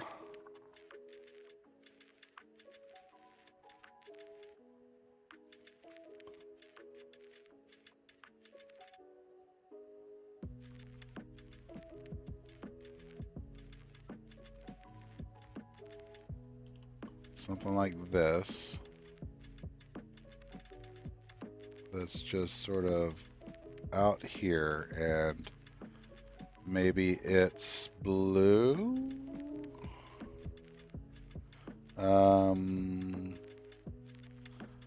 Blue parallelogram. Export. Hmm.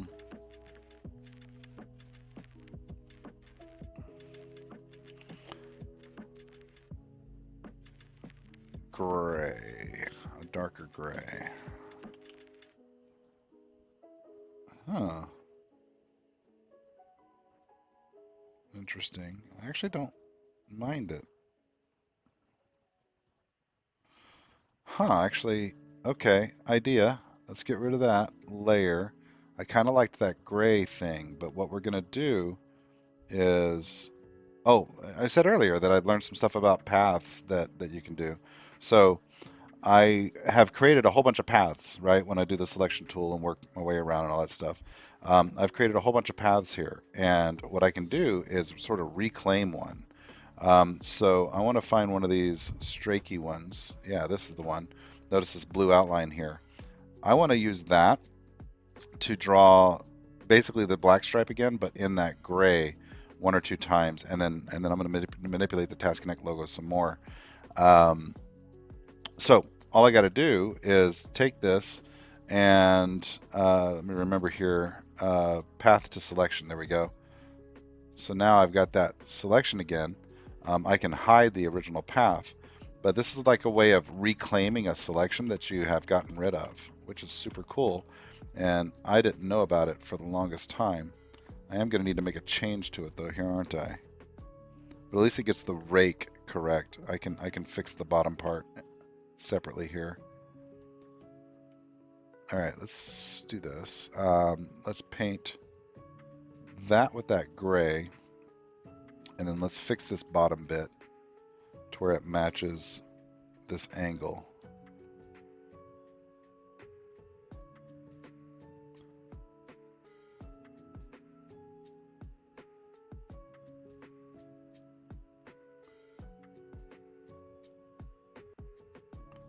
I go from edge to edge there.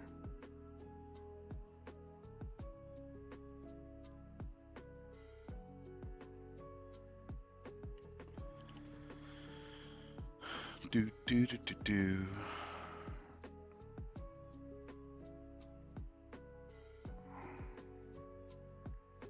We be pathin' over here.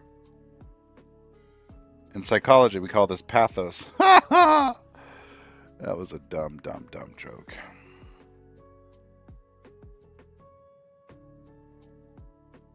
Okay, that should give me a nice lined up. Hey, this is maybe fixing this whole thing. Let's get the Task Connect logo out of there for the moment entirely and do a couple of more of these.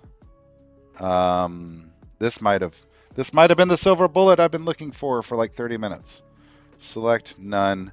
Oh no, did I put that under black door copy? Yeah, but that's okay. Duplicate it again and move the layer, not the selection. Remember when I first started doing paints a lot, I used to do that all the time. I'd have to restart Gimp because I couldn't figure out why I wasn't able to move my stuff around, and it was just because the selection tool, the move tool, was looking for a layer. What's that little blemish there? Looking for layer instead of looking for the hey, this is actually really cool. I like this. Anyway, sorry, I was looking. It was set up to look for the layer, moving the layer instead of the. It was set up to look for the selection and not the layer. Damn it. I think I might have found my silver bullet that makes me not hate this paint. Not entirely. I still don't love it, but these are cool.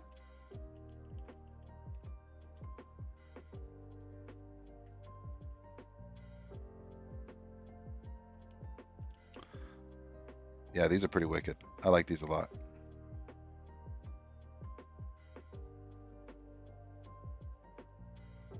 Might have to do something with the door handle here, but I think these are pretty cool.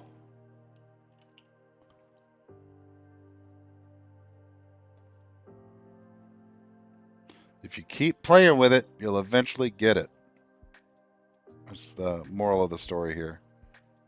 Maybe one more. Or actually, so if I'm going to do one more, then for consistency's sake, let's do a merge of these two and then a duplication of these two and just move over dose.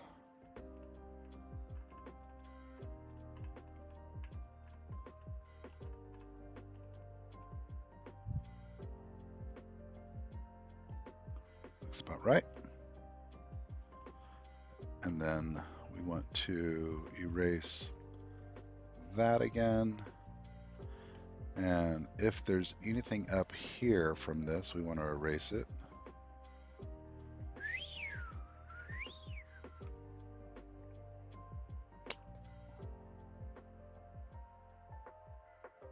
Didn't actually mean to do all that. I need to figure that out. Okay, let's look at that though. I kind of like that. I like what that did. What do you think, Chatteroony?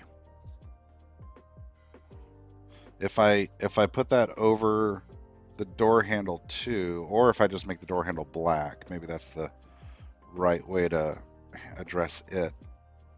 Does that solve my problem? Should I continue these all the way back and not do the logos on the hip of the car?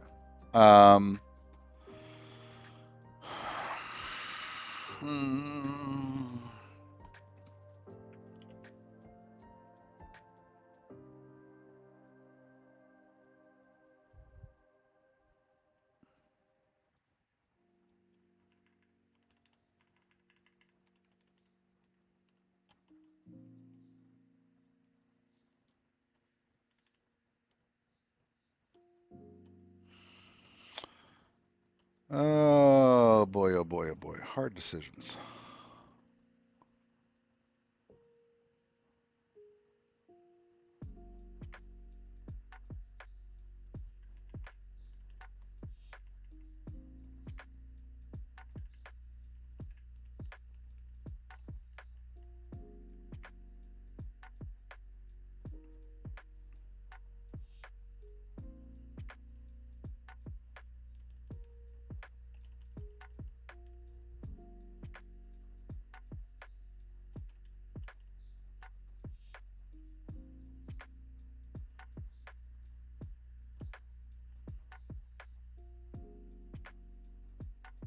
Clean up the slop. The overspray, you might call it.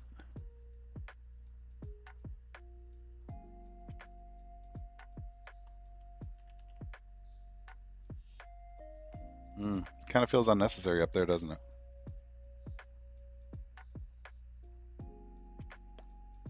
Yeah. It's not bad. I do think it fixes a lot though, up here in the front. All right, let's go back to our logos.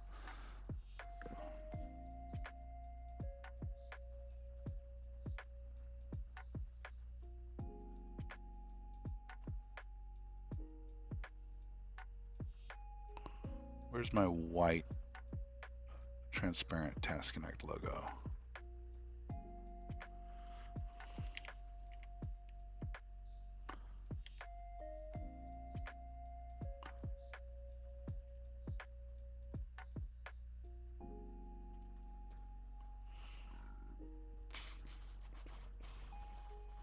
Oops. Haha, wrong button. Let's hide the Sim Magic one real quickly.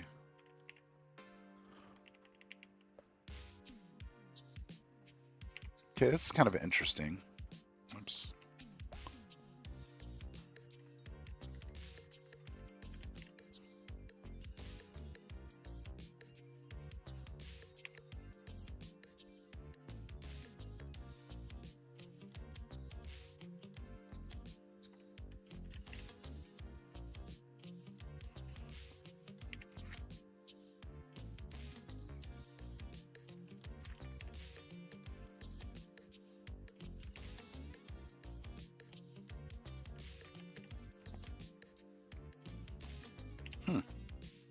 think I might like this better.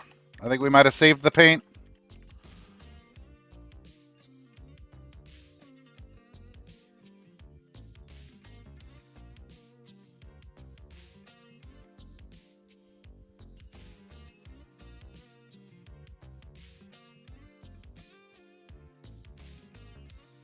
The doors drive me crazy though, the way it's disrupting stuff. I might have to fix that. In fact, I'm sure I'm gonna have to fix that. Excuse me.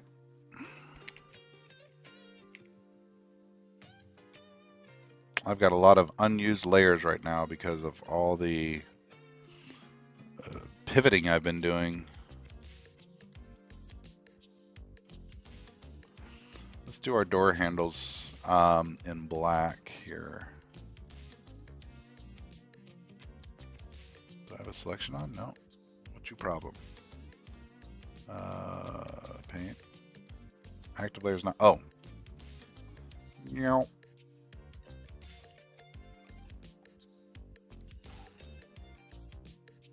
I am starting to feel it though. The logo's still wacky for me here. Not sure why you stuck in panning mode here.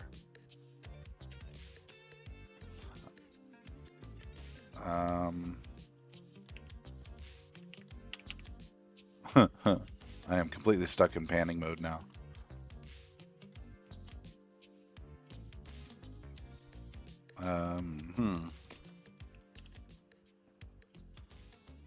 Click to paint. Try shift for a straight line. Why am I stuck in panning mode?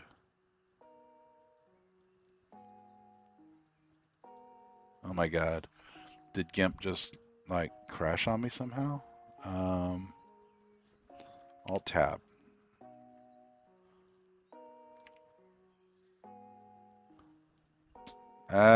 Boy oh boy, okay. How do I get out of this unstuck situation? Nothing is clickable here.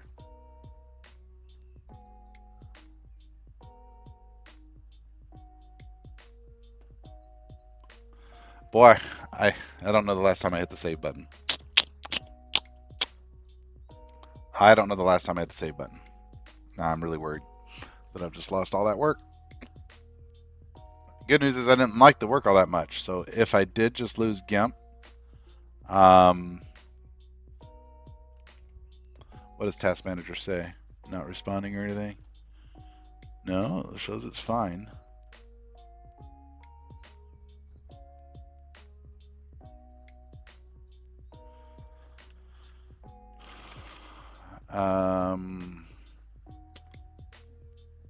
Gimp stuck panning.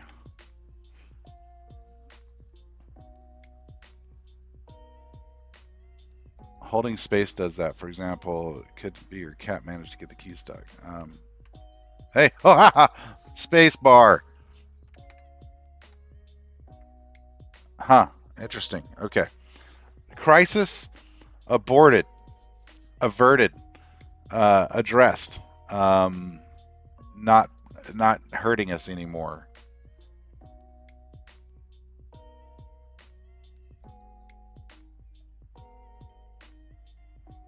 Not hurting us anymore. That's the key point. With that in mind, save, Control S. I should be doing that like every couple minutes. It's just so easy to forget it.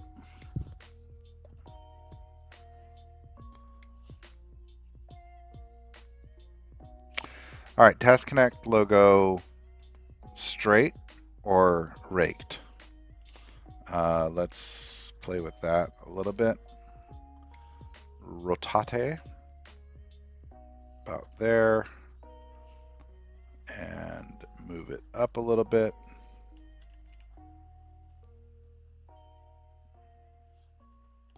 Move it forward a bit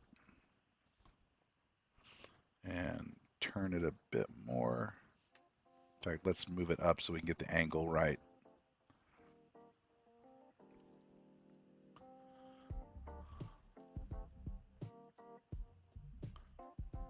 There we go. Got the angle. Now let's mess with the placement. rearward a bit.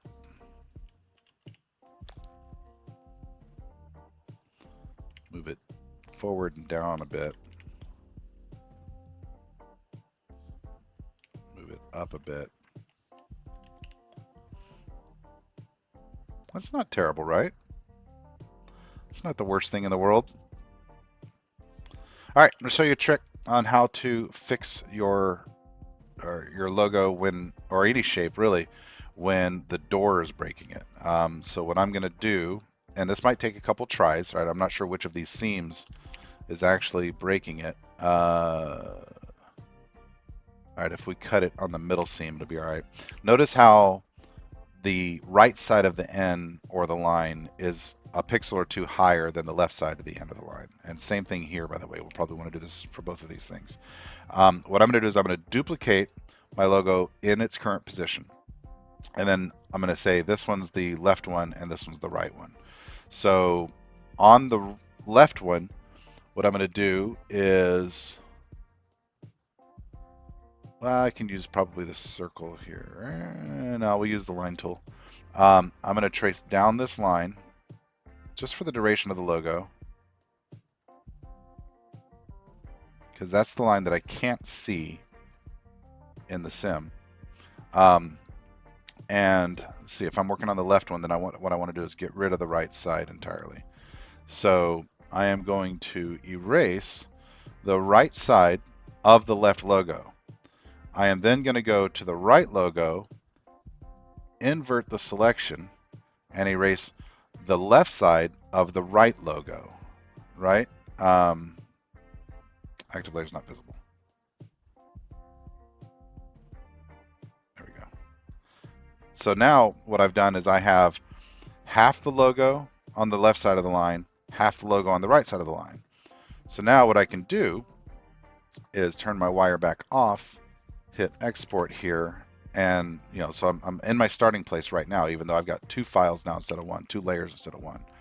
I'm going to take my right side one and move it. Why is that moving the selection? Select none. Oh, hang on, wrong logo. There we go, my right side one, and move it down one notch. So it breaks it here. Like you can see there's a clear break here, but export, and I think it's lined up now. I'm going to go one more down, export. There we go, fixed it. So that is how you do that. So I could do the same thing up here. If I go up to that rake,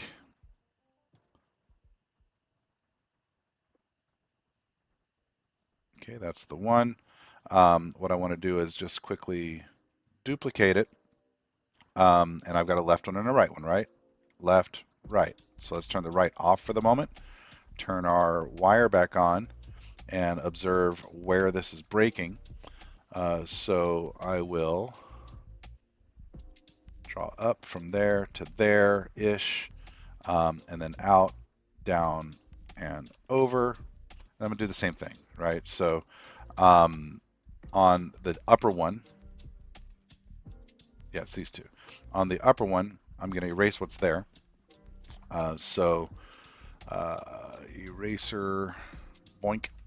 On the lower one, I'm going to erase everything outside of it. Invert, eraser tool, and boink, right? So now with two of them there, I've got both pieces. I think I had to go down 2 spots with the logo. So I'm going to go ahead and prematurely here take this down 2 spots, turn off my wire, and go take a look at it. Hey, look at that. So I have created a new problem here, and notice how that's a little bit out of alignment. So need a little fine tuning. So let's go over a bit. Perfect. Now what I'm going to do to fix the break, because I want to be careful not to lose my rake, right? So I'm going to duplicate again this layer and come up and then just match it over. And then with my brush, with a very small deal, wrong button. I'm going to go ahead and say no selection. Wrong button again. We want the very light gray. That should be it, right? Yeah, there we go. So that should fix that. Booyah. Okay, I'm starting to come around to this paint job. I have hated it most of the time. I'm starting to come around to it now. Um, Still not sure what to do with this hip. Maybe I shouldn't do anything with the hip. Maybe I should put a BMW Motorsports Badgeroonie up there. Let's look at that. Boom. That badge. That might look good up there. Just right across there. Or maybe down here, but maybe right over the hip. Let's play with that. Back to my logos. Logos left. Hello, darling. Oops.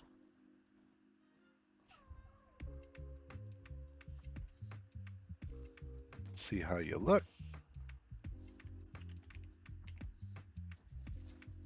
Well, you look wacky is how you look.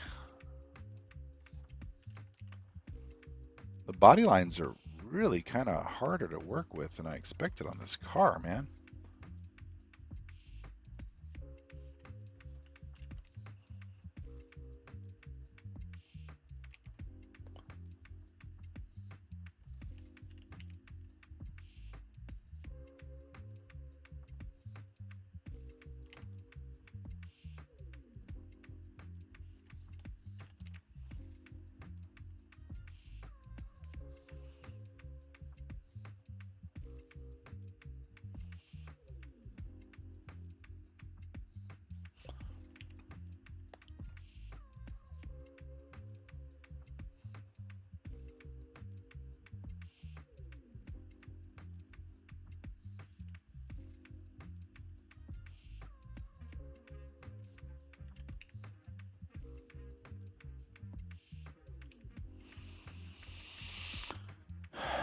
Sometimes logo placement is the easiest thing you're doing because there's these clear, obvious places where stuff should go. Sometimes it's not, and I have found nothing about this car to be obvious, which is a bit of a pain in the keister. Where did I just move? There we go.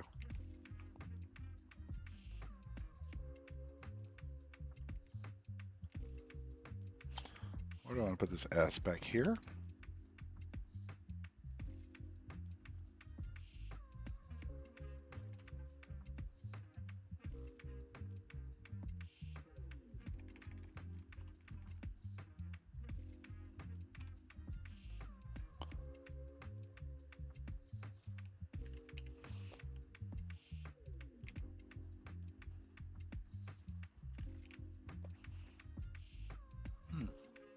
This isn't bad. It's starting to come together. After how long? We've been painting for over 2 hours. It's about right. I mean, it takes me typically 3 hours to paint a car if I'm doing a from scratch thing and not starting from a position of having a clear idea in my head. Hey, why is there a matte effect happening on the bumper? I didn't do that.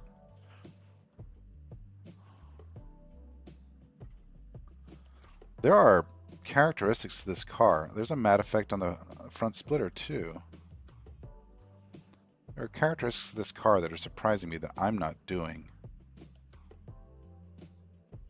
I'm going to try real quickly to apply a spec map and make the whole car a little bit matte because that sort of stuff's going to drive me bananarama. So, quick spec map look here. I'm going to, again, I'm not going to go into crazy detail on this. I'm just going to do a quick spec map and I'll narrate some of the very basics of it. If you would like a really robust tutorial on how spec maps happen, then please go look at my channel. And again, I'll link this for anyone who's not watching live. But go look at my channel for spec map tutorial, and you'll find a video with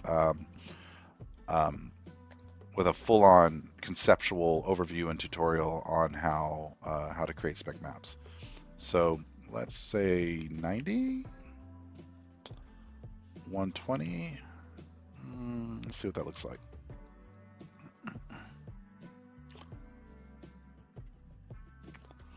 Those BMW Motorsports things have to be in here somewhere, right? All right, export as spec export. See how it looks. Oh no! I might have friggin' nailed it. Whoa. Okay, it just went from to hey. Okay. We're done with Spec Map, at least for now. I might change my mind later, but I think that came out really nice. I am not happy with the alignment of this BMW doohickey, so let's move that down and let's be very careful to export back to the original file.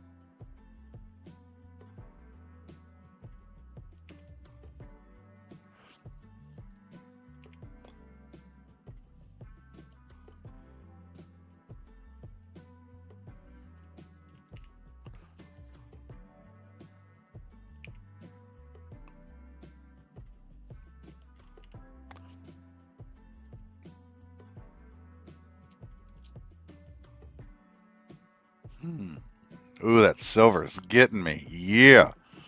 Okay. That got me excited about this paint for the first time all day.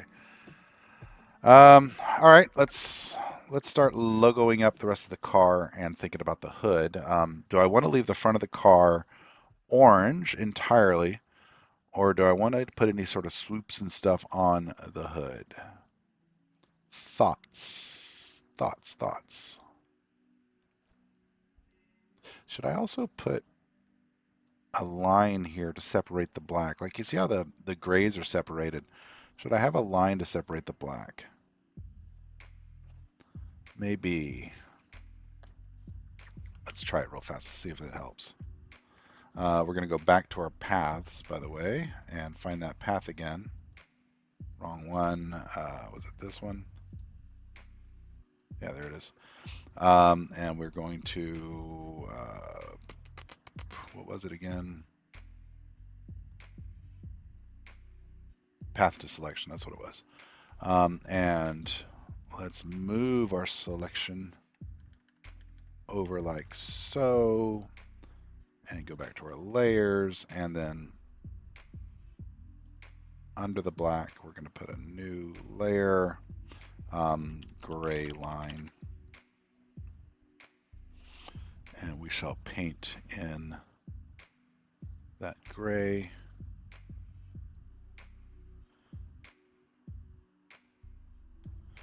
Let's stop showing the path, please.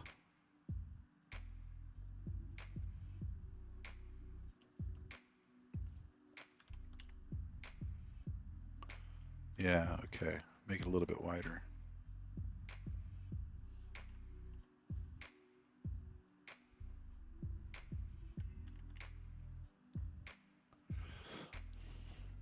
Coming together. It's coming together. Probably should do it here too.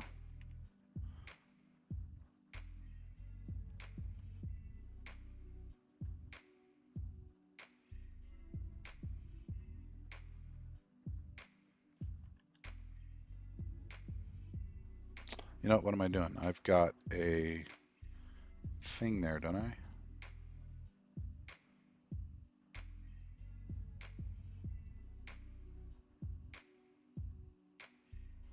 Where's that black lower bit?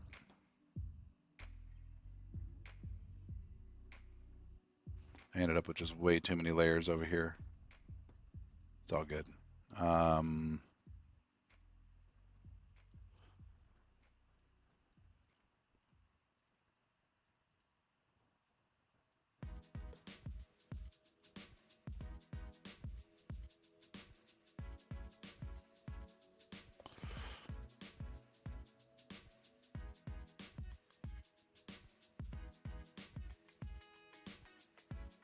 Okay, let's just create a new manual one. No big deal.